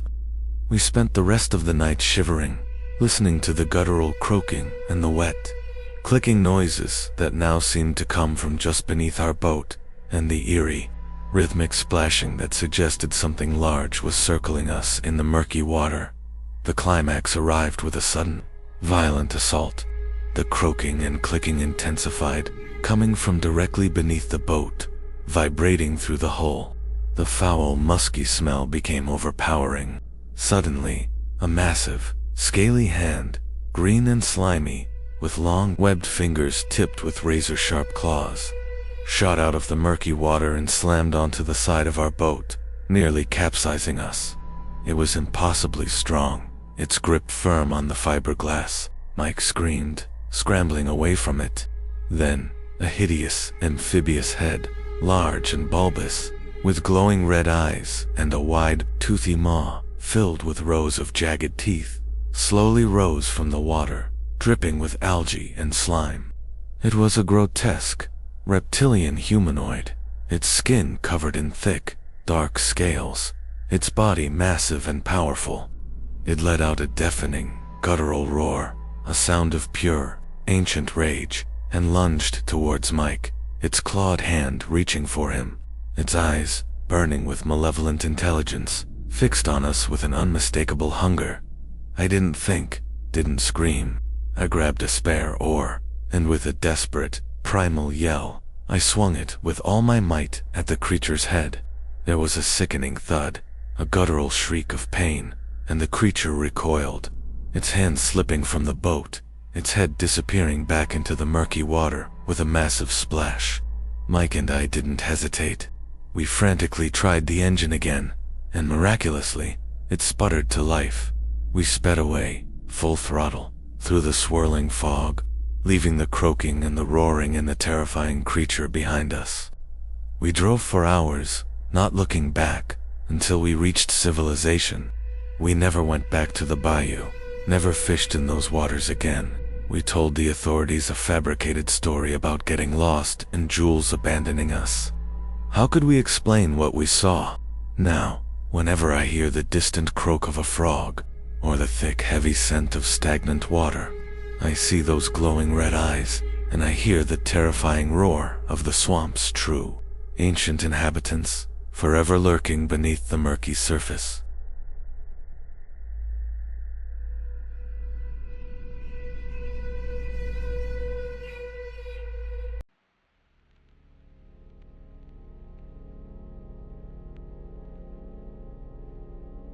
It started with a seemingly harmless online admirer, a stranger who commented a little too often on my social media posts. But then the comments revealed details only someone watching me could know. And the phone calls began, silent at first, then punctuated by the chilling sound of my own voice, echoing back at me. My name is Sarah, and I was a 24-year-old aspiring photographer, living in a busy apartment complex in downtown Seattle, Washington. I loved sharing my work online, posting cityscape shots and candid street photography on my Instagram. I was social, outgoing, and digitally savvy, but also fiercely protective of my privacy. The online world was a tool for connection and creativity, not a source of fear. I had a good life, a close circle of friends, a demanding but fulfilling job, and the endless energy of the city at my fingertips. I'd heard stories about online creepers, of course, but I'd always assumed my own digital hygiene and urban anonymity would keep me safe. The first hint of something wrong was a specific comment on one of my Instagram posts. It was a photo of a unique coffee shop I frequented. The comment, from an unknown account, read, "Your latte art was especially beautiful today. Just like the way the morning light catches your hair." My heart gave a little lurch. I never posted my exact location, and I always went to that coffee shop before work, when it was still fairly empty. I dismissed it as an unsettling coincidence, perhaps a friendly barista. But then, similar comments started appearing, always mundane details, always specific to my routine, things I hadn't posted online. "Hope you enjoyed that new bookstore. Their mysteries section is quite good," or "The rain looks lovely on your window pane tonight." My apartment had large street-facing windows. I blocked the account, tightened my privacy settings, but the comments, from new, anonymous accounts, persisted. Then, the phone calls began, always from an unknown number, always silent. I'd answer, hear nothing but dead air, and then a soft click as the caller hung up. I reported them to the police, but without any actual threats, there was little they could do. A chilling sense of being watched began to seep into my everyday life. A slow, terrifying invasion of my personal space. The silent calls became more frequent, sometimes dozens a day, always from different blocked numbers. Then, the calls stopped being silent. After I answered, instead of dead air, I'd hear a recording of my own voice, a snippet of a phone conversation I'd had with a friend, or a voicemail I'd left. It was always mundane, always unsettling, and always perfectly clear. My blood ran cold. How could someone be recording my private calls? My once safe apartment began to feel like a glass cage. I started noticing small, inexplicable changes around my building. A car, a dark sedan, parked a few blocks away, always there when I left for work, always gone when I returned. I'd try to catch a glimpse of the driver, but the windows were tinted. My mail started to disappear, sometimes just a bill, other times a magazine subscription, always small, easily overlooked items. I changed my locks, installed a peephole camera, but the feeling of being watched intensified. I felt a constant prickling sensation on the back of my neck, the weight of unseen eyes. One evening, after a particularly disturbing phone call, where my own laughter was played back to me, I returned to my apartment to find a single, freshly cut red rose on my doorstep. It wasn't just a romantic gesture. It felt like a declaration, a stark reminder that this person knew where I lived, knew my schedule, knew me. The fear became a constant companion, a suffocating presence that followed me everywhere. My vibrant city life turned into a gauntlet of paranoia. The climax arrived on a night of suffocating tension. The phone calls had escalated into a terrifying pattern, recordings of my daily life. Sounds from inside my apartment, the clatter of dishes, the TV playing, even my own quiet hum as I cooked. The chilling implication was undeniable. This person had bugged my apartment, or was somehow listening in from terrifyingly close proximity. I was home alone, huddled in my living room, the blinds drawn, my phone clutched in my hand, when my peephole camera sent a notification to my phone. Motion detected at my door. My heart hammered against my ribs. I stared at the feed. It was dark, grainy, but clear enough to see a figure standing directly outside my apartment door. It was a man, tall and slender, his face obscured by a dark hood, but his posture was unnervingly still, patient. As I watched, paralyzed with fear, he slowly raised his hand towards my door. In his hand, he held my own apartment key, turning it slowly in his gloved fingers, a mocking, deliberate gesture. Then, his head tilted, as if he were listening, and from my phone, the ghost of my own recorded voice, distorted and faint, whispered, "Hello," echoing from the apartment door, as if he were playing it back from something he held. I didn't scream, didn't move. I just stared at the screen, a primal terror gripping me. I knew, with sickening certainty, that he wasn't just watching me from the outside anymore. He was here, at my door, with my key, ready to enter. I sprang from the couch, not even bothering to grab my shoes, and scrambled towards the back fire escape, pushing aside the heavy curtains, desperate to escape. I clambered down the metal ladder, my hands raw, my heart pounding in my ears, not looking back at the door, at the man who was about to enter my apartment. I ran until I reached the nearest police station, incoherent with terror, barely able to explain what had happened. They found my apartment door unlocked, a single red rose placed neatly on my pillow, and a small, discreet listening device taped to the underside of my coffee table.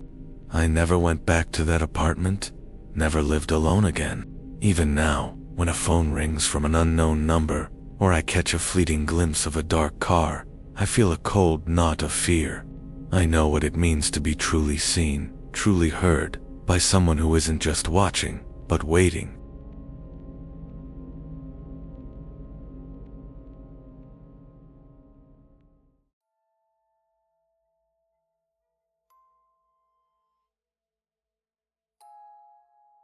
It started with a handwritten letter, delivered to my new house, welcoming me to the neighborhood. But the letter wasn't from any neighbor. It listed intimate details about my life, things only someone inside my home could possibly know. And the visits began, always at night, always leaving behind a chilling message. My name is Michael, and I was a 30-year-old software engineer, recently moved to a quiet, tree-lined suburban street in Austin, Texas. I'd bought a beautiful, renovated single-family home, a fresh start. a peaceful escape from the bustling city. I was an introvert by nature, valuing my privacy and the anonymity of a new place. I was logical, analytical, and believed in hard facts, not in spooky stories or unfounded paranoia. My life was finally settling down, a new job, a comfortable home, and the promise of quiet evenings to myself. I was looking forward to the simple joys of suburban living. The first hint of something wrong was that welcome letter. It arrived a week after I moved in, a thick, creamy envelope, handwritten in elegant cursive. It contained a detailed, seemingly warm welcome to the neighborhood, mentioning local amenities and community events. But then, my eyes caught a phrase. "We've noticed you enjoy your morning coffee on the back porch, watching the sunrise. And later, your taste in classical music is quite refined. We often hear it drift through your open windows." My heart gave a little lurch. I did drink coffee on the back porch, and I did listen to classical music. But I hadn't opened the windows since moving in, and my porch was private, surrounded by a tall fence. I checked the envelope again. No return address, just my address, perfectly written. I dismissed it as an overly observant, perhaps slightly eccentric, neighbor. But then, small, inexplicable things started to happen. A kitchen window I was certain I'd locked would be found unlatched. A single, fresh daisy would appear on my bedside table, though I had no flowers in my house. I blamed my own forgetfulness, or perhaps a mischievous local kid. But then, the visits began. Terrifying invasion of my sanctuary. I started waking up in the middle of the night to strange sounds, faint creaks from downstairs, soft rustling from the living room, the distinct clink of something being placed on a hard surface. I'd grab my baseball bat, my heart pounding, and cautiously searched the house, but always found nothing. Yet, in the morning, I'd find a new gift, a small, intricately carved wooden bird on my kitchen counter, a vintage pocket watch on my dresser, or a Polaroid photograph of my own living room, taken from an impossible angle, left on my nightstand. The photos intensified the dread. They weren't just of my living room. Some were of me, sleeping in my bed, taken from above, with an unsettling clarity. My blood ran cold. This person wasn't just entering my house. They were watching me while I slept. I changed all the locks, installed a high-tech security system with motion sensors and cameras, and boarded up the easily accessible windows. But the visits persisted. The security system would trigger at random times, always showing nothing on the feeds, yet in the morning, a new item would be left, sometimes a personal belonging of mine, meticulously cleaned and placed in a strange location, other times an antique, perfectly preserved, like a museum piece. The letters continued to arrive, always handwritten, always with disturbing new details. You toss and turn when you have that recurring nightmare, don't you? Or the way you stare at the ceiling when you're thinking. It's quite thoughtful. My once peaceful home became a prison. The privacy I craved was gone, replaced by a suffocating sense of constant surveillance. I felt a cold knot of dread whenever I entered my own house, knowing that unseen eyes had been there, were perhaps still there, watching. The climax arrived on a night of unbearable paranoia. The letters had grown more menacing, less welcoming, and more possessive. "We're so glad you've come home to us," one read. The visits were almost nightly now, and the gifts were no longer just objects. Sometimes they were small, freshly picked wildflowers, placed delicately on my pillow, as if someone had just left. I was huddled in my bedroom, lights on, curtains drawn. A chair propped against the door, my baseball bat clutched in my trembling hands, when my phone, lying on my bedside table, suddenly chimed with a notification. My exterior security camera, motion detected at the front door. My heart hammered against my ribs. I stared at the feed. It was clear, showing the front porch.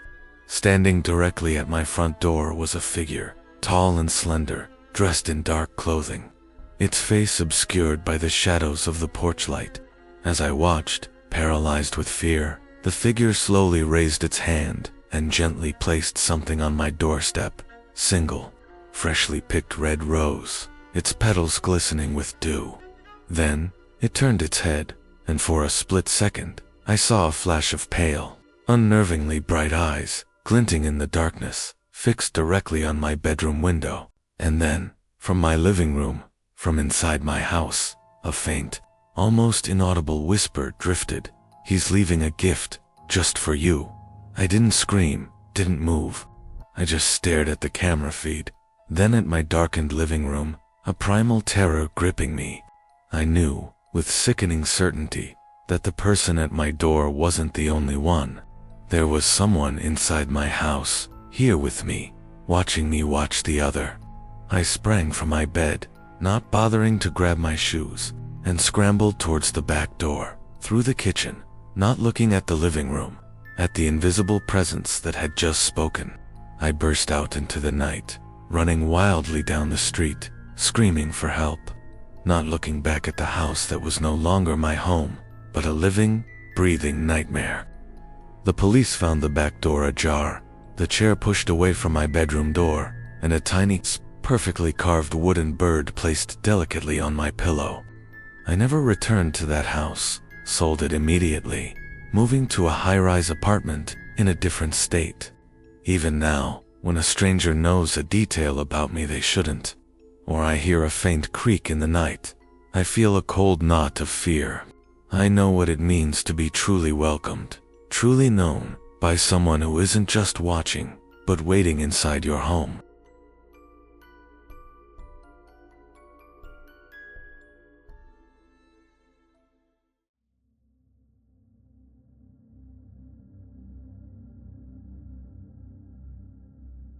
They say the dead can't hold a grudge, but they've never met my ex. Marc. He'd been dead for 5 months, but that didn't stop him from still trying to get my attention. It started with little things. A single rose on my doorstep. A text message from his old number, just a string of jumbled letters and symbols. Then, a few weeks ago, I found a birthday card on my kitchen counter. My birthday was a month away. I had locked the doors, the windows were all shut, and there was no sign of a break-in. This wasn't a joke, or a prank from one of his friends. This was something else entirely. Something cold, something impossible. And it was just getting started. My name is Sarah, and I live in a quiet little suburb in Maine. After Marc died in a car accident 5 months ago, I tried to pick up the pieces. We had been together for 6 years, and while it was a toxic, controlling relationship, his death hit me hard. The house we shared felt empty, a mausoleum of our broken history. My days were a monotonous cycle of work, grief, and the quiet relief of being alone. The only sounds in the house were the creaks of the old floorboards and the hum of the refrigerator. I'd even stopped locking the back door some nights, feeling a false sense of security in my solitude. The town was small. Everyone knew everyone. It felt safe. I was a kindergarten teacher, and my life was filled with simple routines. I'd wake up, get ready, drive to the school, teach the children, and come home. It was a simple, predictable life, devoid of the chaos that Marc had brought. I thought I had finally found peace, but I was wrong. The first sign of trouble was a single red rose, placed on the welcome mat outside my front door. It was a bizarre and unsettling sight, a reminder of the past. A chill ran down my spine, but I brushed it off. It was probably just one of his friends, trying to be funny, I thought. But they knew how much I hated roses. He had been the one who insisted on giving them to me, despite my repeated protests. I threw the rose away and tried to forget about it. The incident started to escalate. A week later, I received a text message from a blocked number. It was a single, nonsensical word, use. I knew it was his old number. I recognized the phone model from the strange font.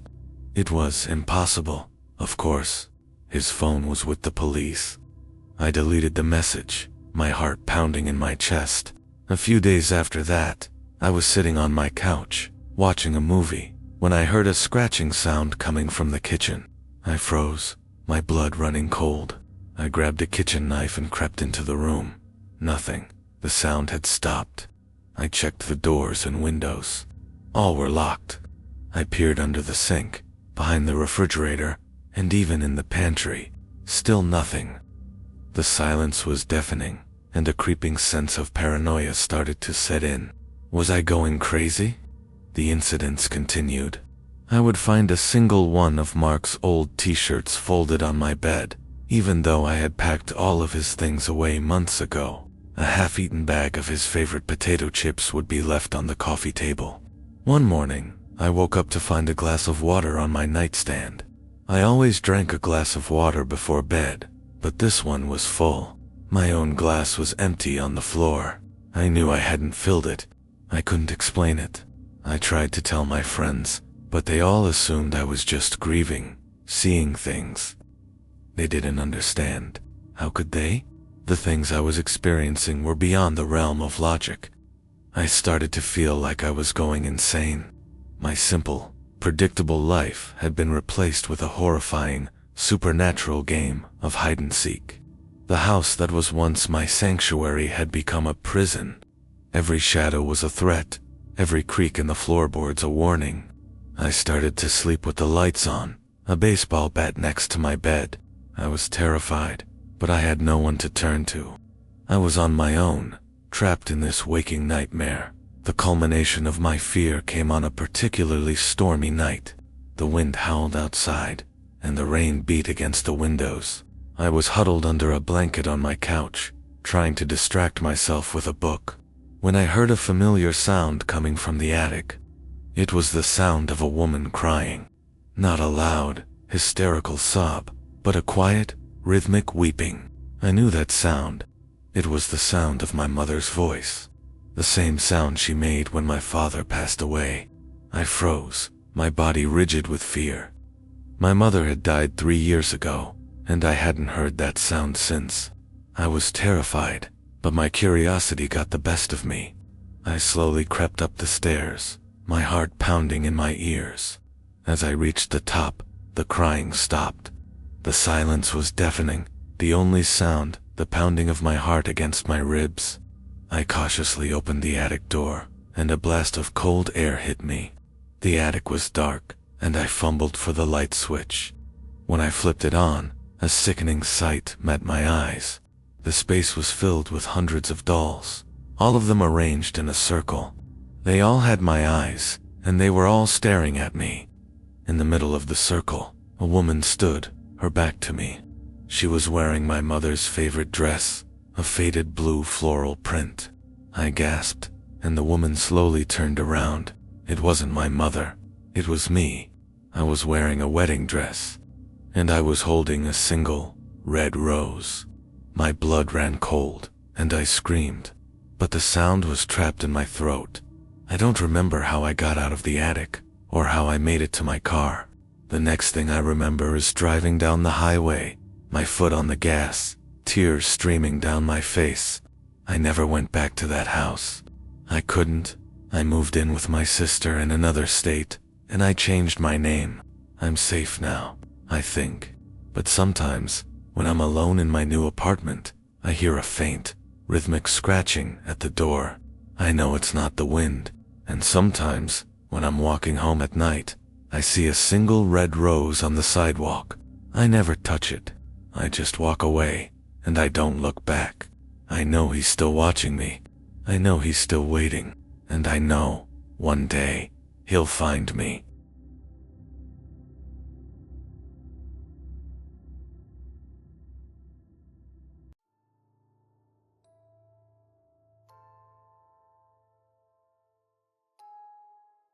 I once picked up a hitchhiker who told me something that still keeps me up at night.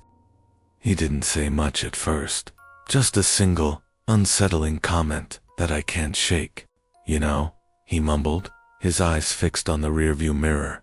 It's not always the roads you have to worry about. Sometimes, it's the places they lead you to. The way he said it, so calm, so matter of fact, made the hairs on my arms stand up. It wasn't a warning. It felt more like a simple observation, a truth he had learned the hard way. It's a truth I learned soon after. It was late summer in rural Pennsylvania. The sun had just set, painting the sky in deep purples and oranges, and I was on my way home from a weekend trip. I took a detour off the main interstate, hoping to find a more scenic route through the Allegheny Mountains. My truck, an old Ford F-150, rumbled along a two-lane state highway, surrounded by dense, dark forest on both sides. I hadn't seen another car in over half an hour. That's when I saw him, standing on the shoulder, a lone figure silhouetted against the fading light. He was a young guy, maybe in his early 20s, with a shaggy backpack and a sign that just read West. There was nothing menacing about him. In fact, he looked tired and a little desperate. Against my better judgment, I pulled over. He climbed in, thanked me quietly, and settled into the passenger seat. The air in the cab grew thick with a silence that wasn't comfortable, but not yet threatening. I tried to make small talk, but his answers were brief, almost monosyllabic. He just kept staring into the rearview mirror, as if expecting something to appear behind us. The sun disappeared completely, and the forest became a wall of impenetrable darkness. The only light was from my headlights, cutting a tunnel through the night. The road began to twist and turn, and I realized I was far more lost than I thought. My GPS signal had dropped out a while ago. That's when the strangeness began. As we passed a sign for a town called Millbrook, the hitchhiker finally spoke up. "Don't stop there," he said, his voice a low whisper. "Whatever you do, don't stop." I glanced at him, but his face was unreadable in the dim light. I nodded, though I had no intention of stopping anyway. A few miles later, as we rounded a sharp curve, I saw it, a woman standing on the side of the road, her thumb out. She was wearing a simple white dress, and her long hair was completely still in the wind. She looked wrong, too perfect, too still. I sped up, passing her without a second thought. "Good," the hitchhiker said, a new urgency in his tone. "Don't stop for any of them." "Any of who?" I asked, my heart beginning to pound. "The others," he replied, pointing ahead. I squinted into the darkness and saw a shape on the side of the road. It was a man, hunched over, his face hidden by a wide-brimmed hat. I drove past him, too. Then came another, a young boy with a teddy bear, and another, an old woman with a cane. Each one was more unsettling than the last, their forms hazy, their postures unnatural. I gripped the steering wheel so hard, my knuckles turned white. My passenger remained silent, his gaze fixed on each figure as we passed. "Are they real?" I finally managed to ask, my voice trembling. He didn't answer. He just pointed to the road ahead. The highway was now lined with them, dozens of figures, all silently standing, their thumbs outstretched. The light from my headlights caught their eyes, and for a fleeting moment, I saw them glowing with a faint, sickly yellow light. I slammed the gas pedal, the engine roaring as the figures melted into the darkness behind us. Suddenly, a figure appeared right in the middle of the road, directly in the path of my truck.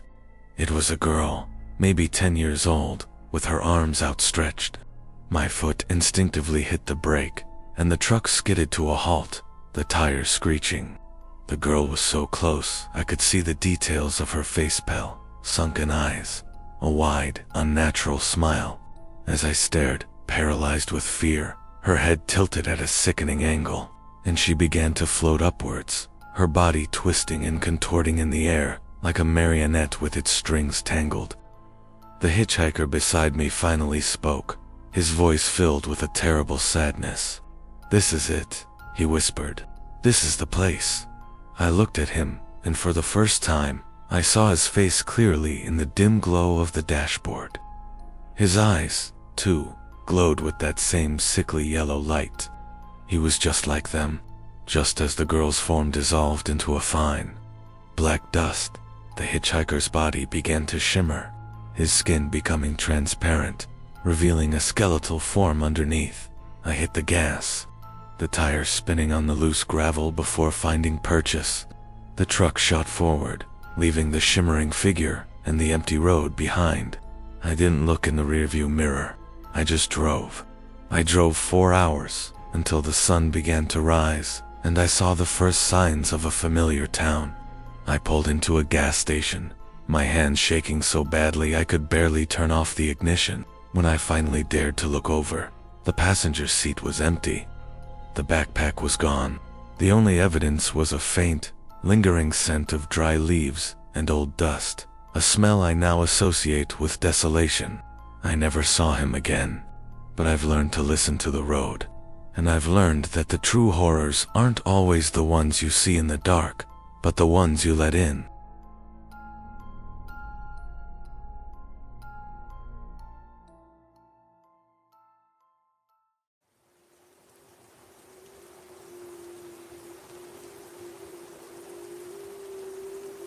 It's been over a decade since it happened, and I still can't stand being out on the road after dark, especially in the rain.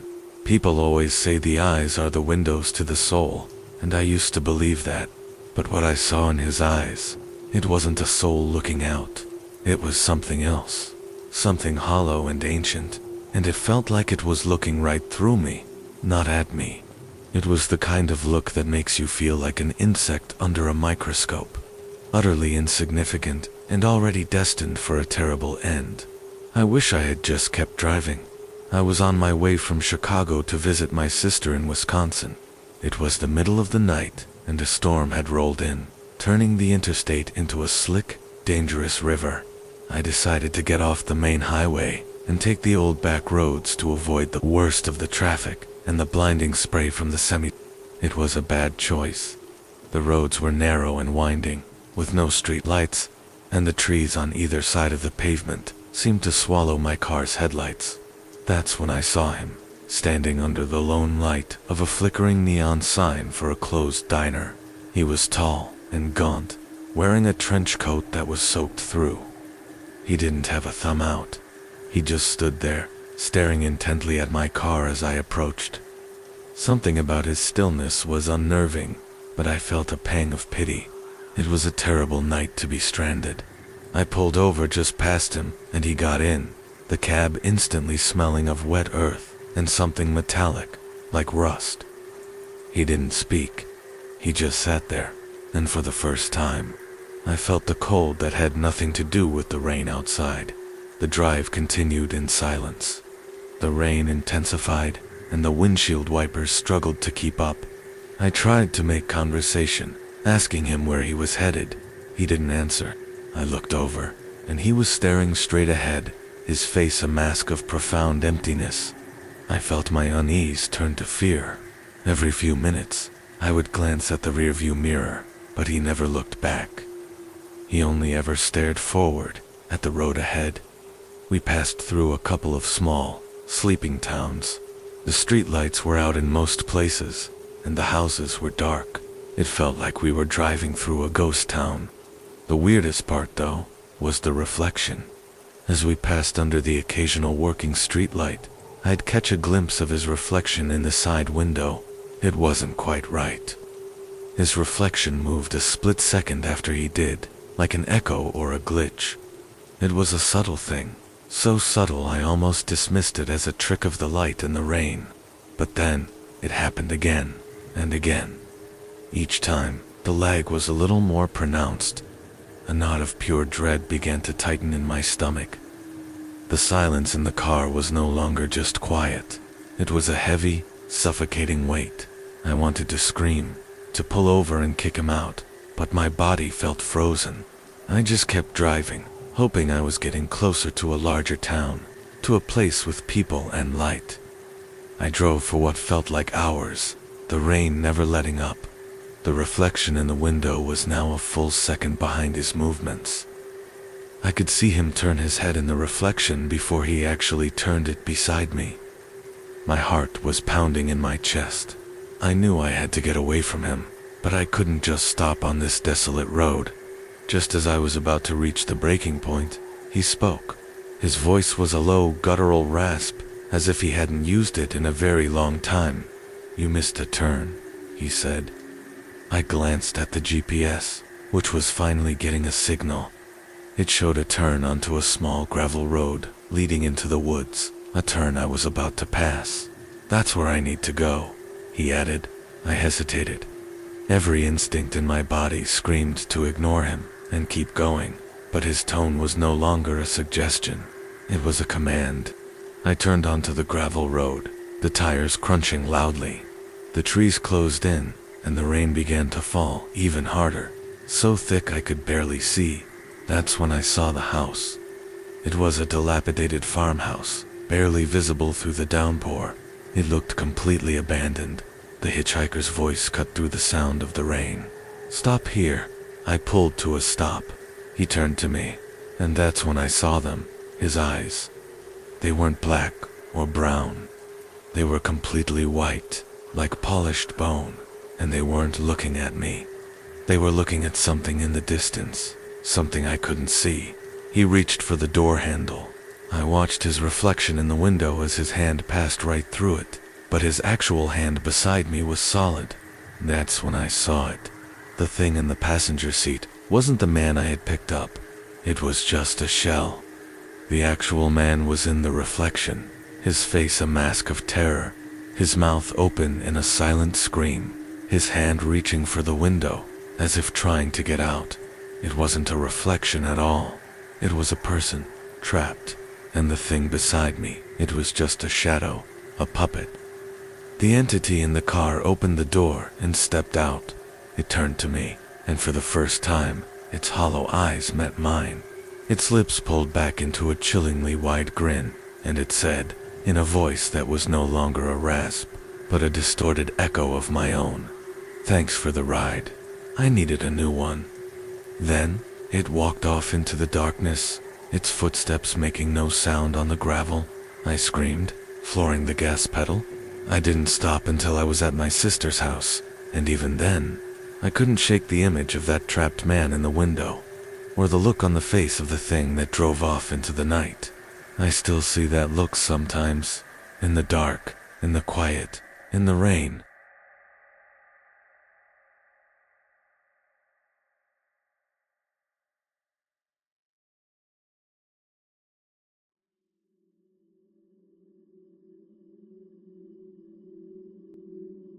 I'm a long-haul trucker, been driving the American highways for 20 years.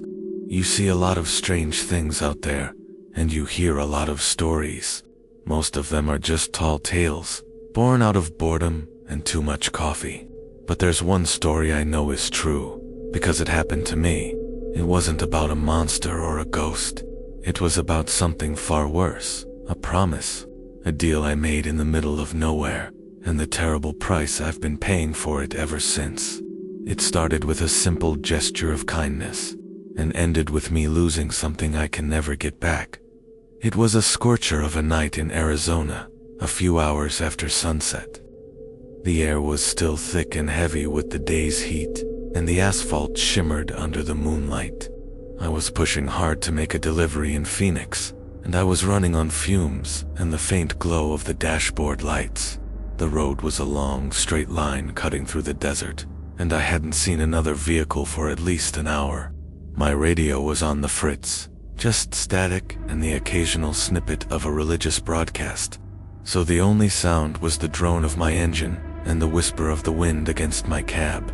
Up ahead, I saw a figure on the side of the road. It was a girl, couldn't have been more than 18, with a suitcase at her feet and a sign that read "Anywhere." She looked clean and well-dressed, not like your typical drifter. Something about her just seemed lost. I told myself it was stupid, but I slowed down and pulled the rig onto the wide shoulder. As she climbed into the passenger seat, I noticed her eyes were an unsettling shade of violet, and she had a faint, sweet smell about her, like honeysuckle and dust. We drove in silence for a while.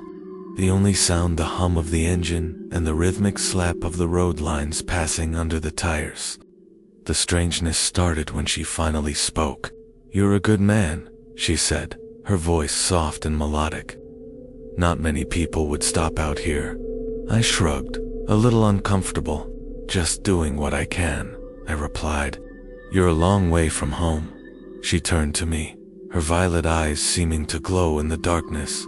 I am home, she said, and then added with a strange, chilling finality. I've been on this road forever. My unease deepened, but I tried to laugh it off. Well, you and me both, kid. But she didn't laugh. She just watched the road, her expression unreadable. A few miles later, we came to a desolate stretch where the road was completely dark, and I realized my headlights were getting dim. The engine sputtered, coughed, and died. We were stranded. The girl simply looked at me, a faint smile on her lips. Don't worry, she said. I can help.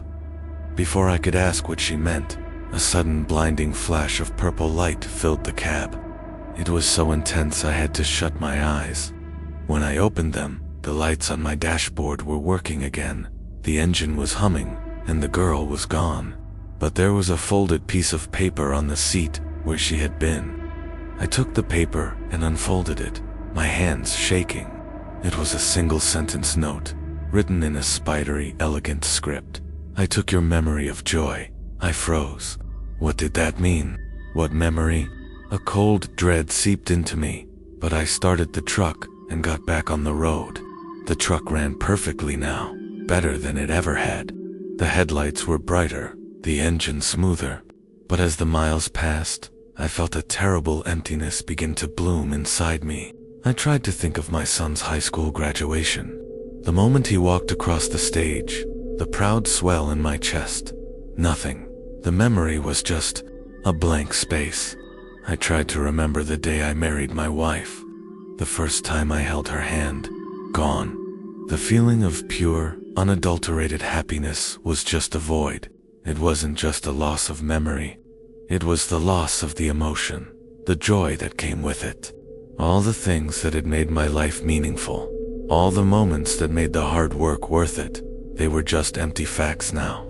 I felt hollowed out, a walking shell of a man. The emptiness was a physical ache in my chest. A week later, on the way back from my delivery, I passed that same stretch of road. The girl was there again, her thumb out, a serene smile on her face. I saw the empty space on the passenger seat, the piece of paper waiting. I could have driven past, could have kept my miserable, empty life, but I couldn't. I felt a terrible compulsion, an almost magnetic pull to her. I knew what she was. She was a collector, a scavenger of lost things. My truck slowed down and I pulled over, the gravel crunching under the tires. She opened the door and I looked into those unnerving violet eyes. Another payment? She asked, her voice a soft velvet whisper. I just nodded, feeling a tear slide down my cheek. A tear that felt alien to a heart that no longer remembered true happiness. She reached across the cab, her hand floating just inches from my face. I could feel a cold, sucking sensation, a vacuum of a void reaching out to me. A memory of my daughter's first day of school, a memory I had held onto for so long, was gone. The feeling, the pride, the fear, the love, all of it, just vanished. She smiled. And then she was gone. I'm still driving. I don't know what she took, but the hollowness is growing. And I know, one day, I'll see her again, and I'll stop, because the road is all I have left now. The truck, the asphalt, and the constant, crushing knowledge that every memory of joy I have is just on loan. And one day, I won't have any left.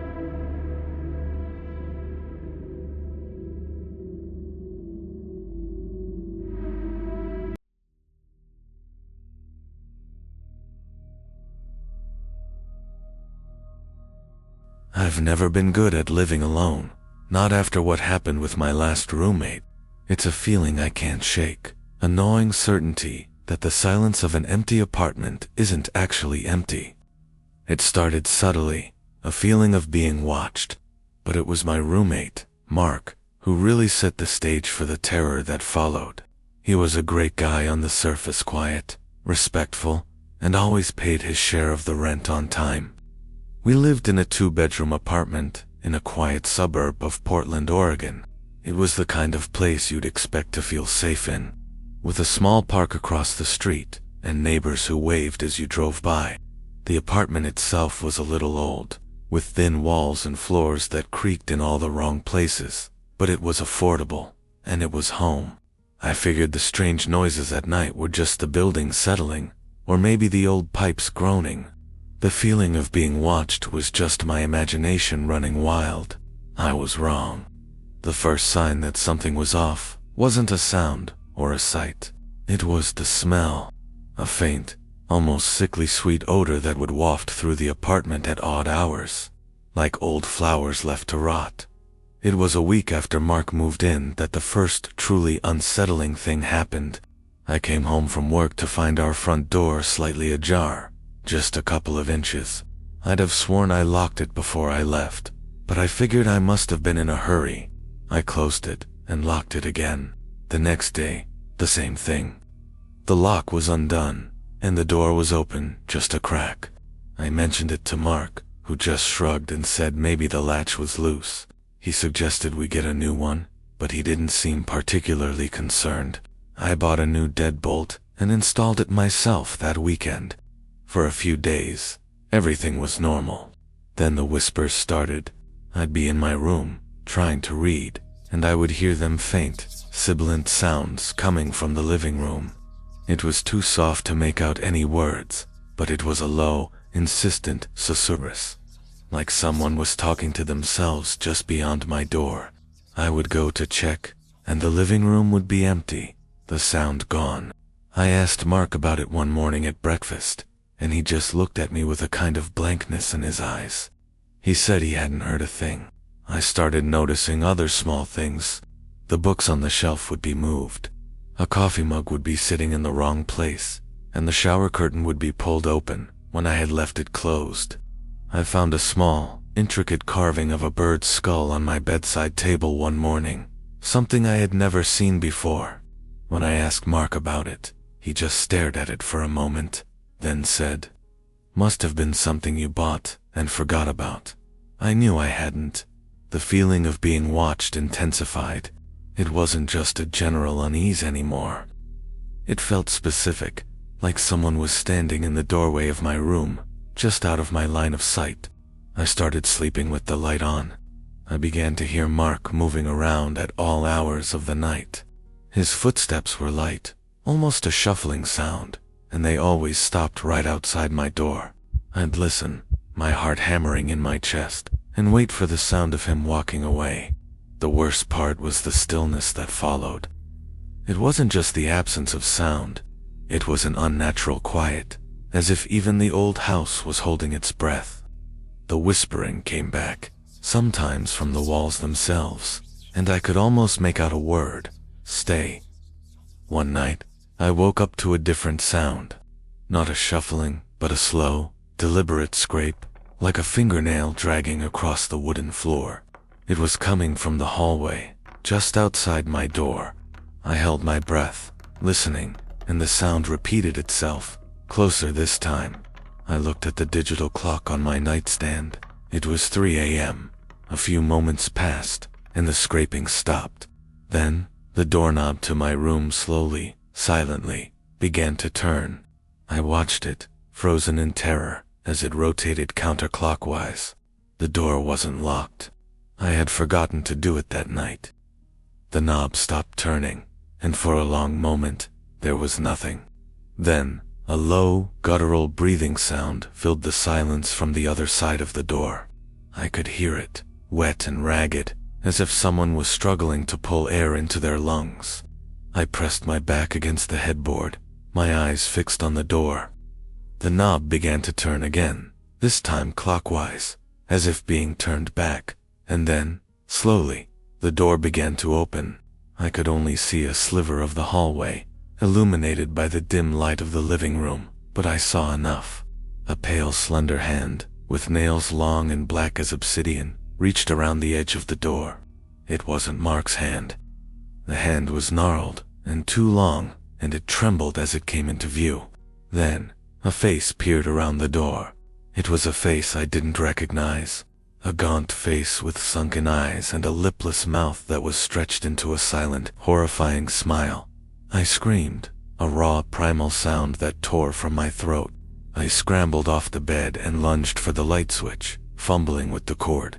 The light flickered on, flooding the room, and the door was gone. Not just closed, but gone.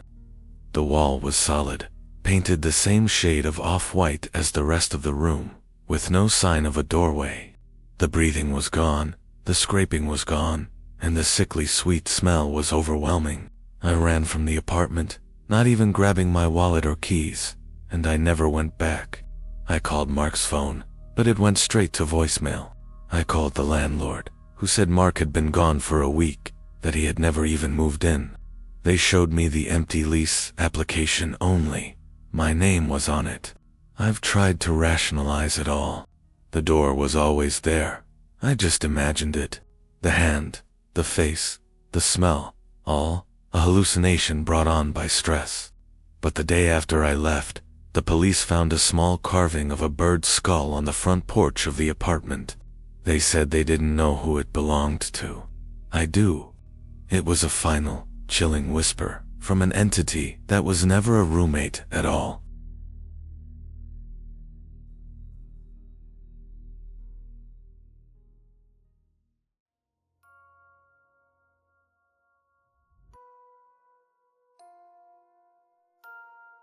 Living with a stranger is always a gamble, but when I found the ad for a room in a beautiful old Victorian house in Savannah, Georgia, it felt like I'd hit the jackpot.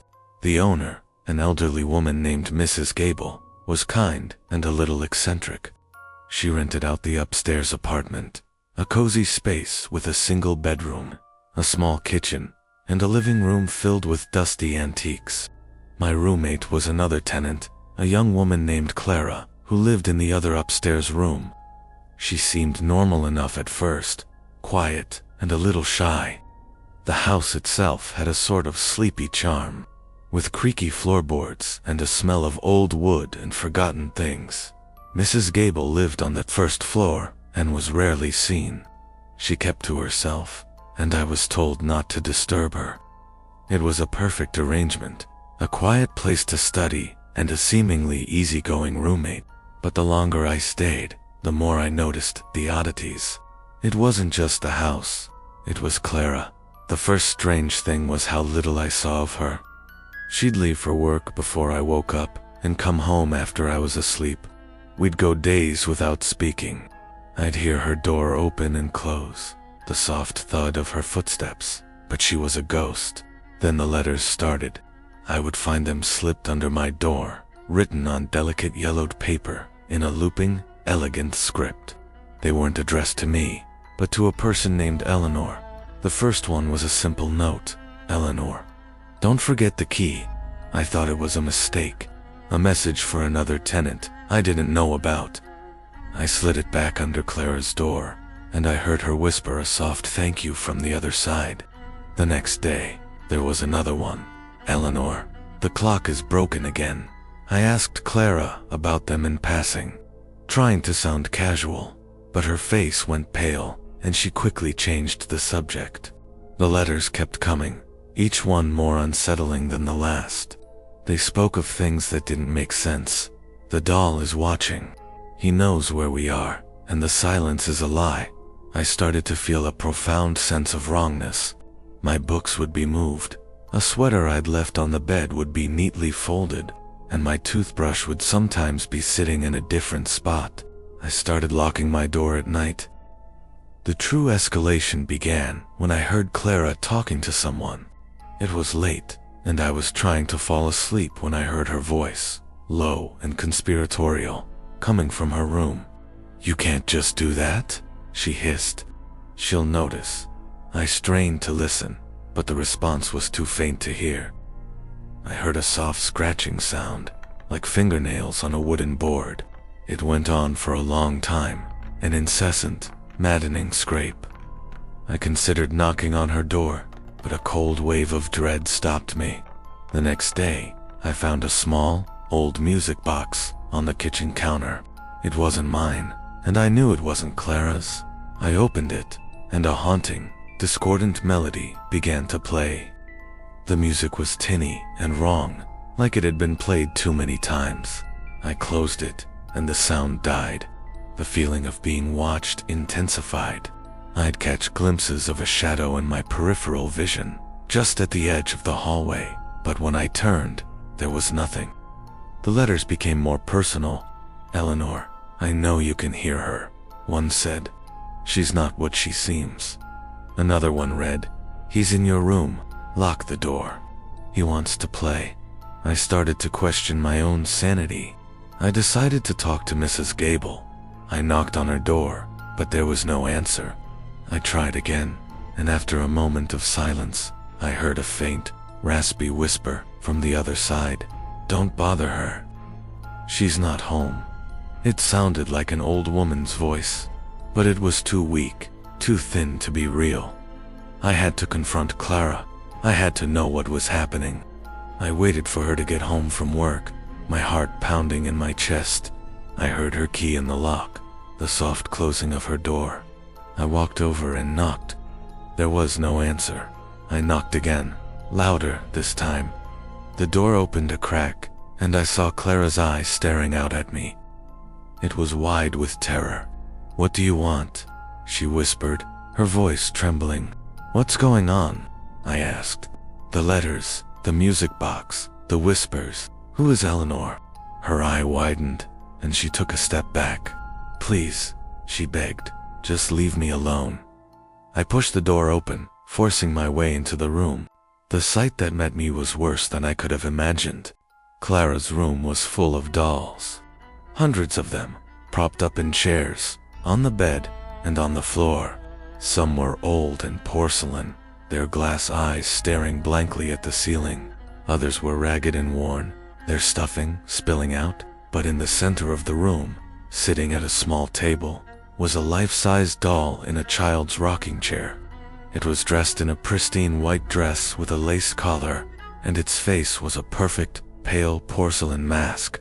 It had long, dark hair tied with a silk ribbon, and its eyes, large and unblinking, were fixed on me. And then, I saw the most terrifying thing of all.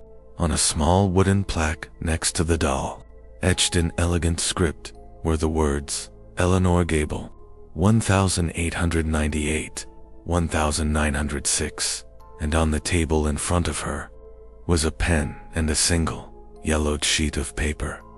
I didn't scream. I didn't run. I just stood there, staring at the doll, at the little girl who had lived and died in this room over 100 years ago. And then I heard it, a soft, scraping sound from the rocking chair. The doll's head slowly, unnervingly, began to turn, its unblinking eyes never leaving my face. A low, raspy whisper, the same voice I had heard from behind Mrs. Gable's door, came from somewhere in the room. "You can't leave her," it said, so faint I almost didn't hear it. "You have to stay and play." I ran out of that room, down the stairs, and out the front door, leaving my possessions behind. I never saw Clara again. The police went back a week later, but the house was completely empty. No one knew who Mrs. Gable or Clara were. It was as if they had never existed. But sometimes, late at night, when the house is quiet and I'm alone, I hear a soft, scraping sound, and I find a small, yellowed note slipped under my door. It always says the same thing: the clock is broken again.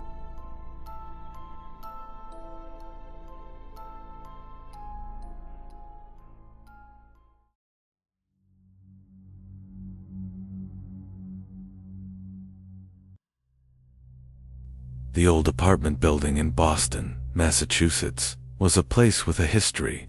You could feel it in the air, a certain weight that settled in the corners of every room. My roommate, Liam, didn't seem to notice. He was a med student, perpetually buried in textbooks, and his entire world seemed to exist within the sterile glow of his desk lamp. I, on the other hand, noticed everything. The strange temperature fluctuations in the hallway, the way the light in the kitchen would sometimes flicker and cast strange, elongated shadows on the wall, and the persistent feeling that we were never truly alone. Liam would just say it was an old building, but I knew better. It was the feeling you get when a stranger watches you from across the street. The feeling you get when you're walking home late at night and you hear footsteps behind you that don't quite match your own. It was a cold, quiet dread that slowly seeped into my bones. The first truly odd thing happened a month after we moved in. I came home to find a strange symbol carved into the hardwood floor of the living room. A series of interlocking circles and lines that looked like something out of a textbook on ancient rituals. I asked Liam about it, and he just stared at the floor, his brow furrowed. He said he had no idea what it was. We tried to scrub it off, but it was etched deep into the wood. After that, the cold spots in the hallway became more pronounced, and the temperature would drop by 10 or 15 degrees as I walked through. The lights in the kitchen would flicker so violently I sometimes thought they would explode. I started hearing sounds from Liam's room, low whispers, and sometimes a soft scratching, like nails on a blackboard. When I asked him what he was doing, he'd just look at me with a blank expression and say, "Nothing." But the sounds would continue, a low, relentless susurrus that seemed to burrow into my skull. It wasn't just a simple scratching. It was a rhythmic, almost hypnotic sound. The strange occurrences escalated. I'd come home to find my keys missing, only to find them later, arranged in a peculiar pattern on my bedside table. My books would be rearranged on the shelf, and I'd often find a single page from one of them torn out and left on the coffee table. The page was always blank. I started to notice that Liam was changing. He was spending more and more time in his room, and he started to develop a strange, nervous twitch in his eye. He was also becoming more withdrawn. He stopped eating with me, and I'd often find him in the living room, sitting in the dark, staring at the symbol on the floor. I tried to talk to him, but he'd just shake his head and tell me I was being paranoid. One evening, I heard him talking to someone in his room. The voice wasn't his. It was a low, raspy sound, like sandpaper on glass. I listened, my ear pressed against the wall, but I couldn't make out the words. Then, I heard him laugh. It was a high, thin sound, not like him at all. The next morning, I found a small wooden doll, its eyes burned out, sitting on my pillow. The climax of it all came on a rainy Tuesday night. I was trying to sleep, but the sounds from Liam's room were too much. It sounded like he was dragging furniture across the floor, and the whispers were louder than ever. I finally got up and knocked on his door. "Liam," I said, "is everything okay?" The scratching from the other side stopped. The whispers stopped. There was a long, terrifying silence. "Liam," I repeated. The door slowly opened, and I saw him standing there. His eyes were wide and bloodshot, and there was a frantic, wild look on his face. He was holding a large antique mirror in his hands, its frame tarnished and dark. "You don't understand," he whispered, his voice thin and reedy. "It wants to come through." He took a step back, and I saw his room. The walls were covered in the same strange symbols that were on the living room floor. He had scratched them into the plaster with his nails, the white lines stark against the dark green paint. A low, continuous hum was coming from the mirror he held, a sound that seemed to vibrate through the floor and into my teeth. "It's not my reflection anymore," he said, and then, with a single, manic jerk, he smashed the mirror against the floor.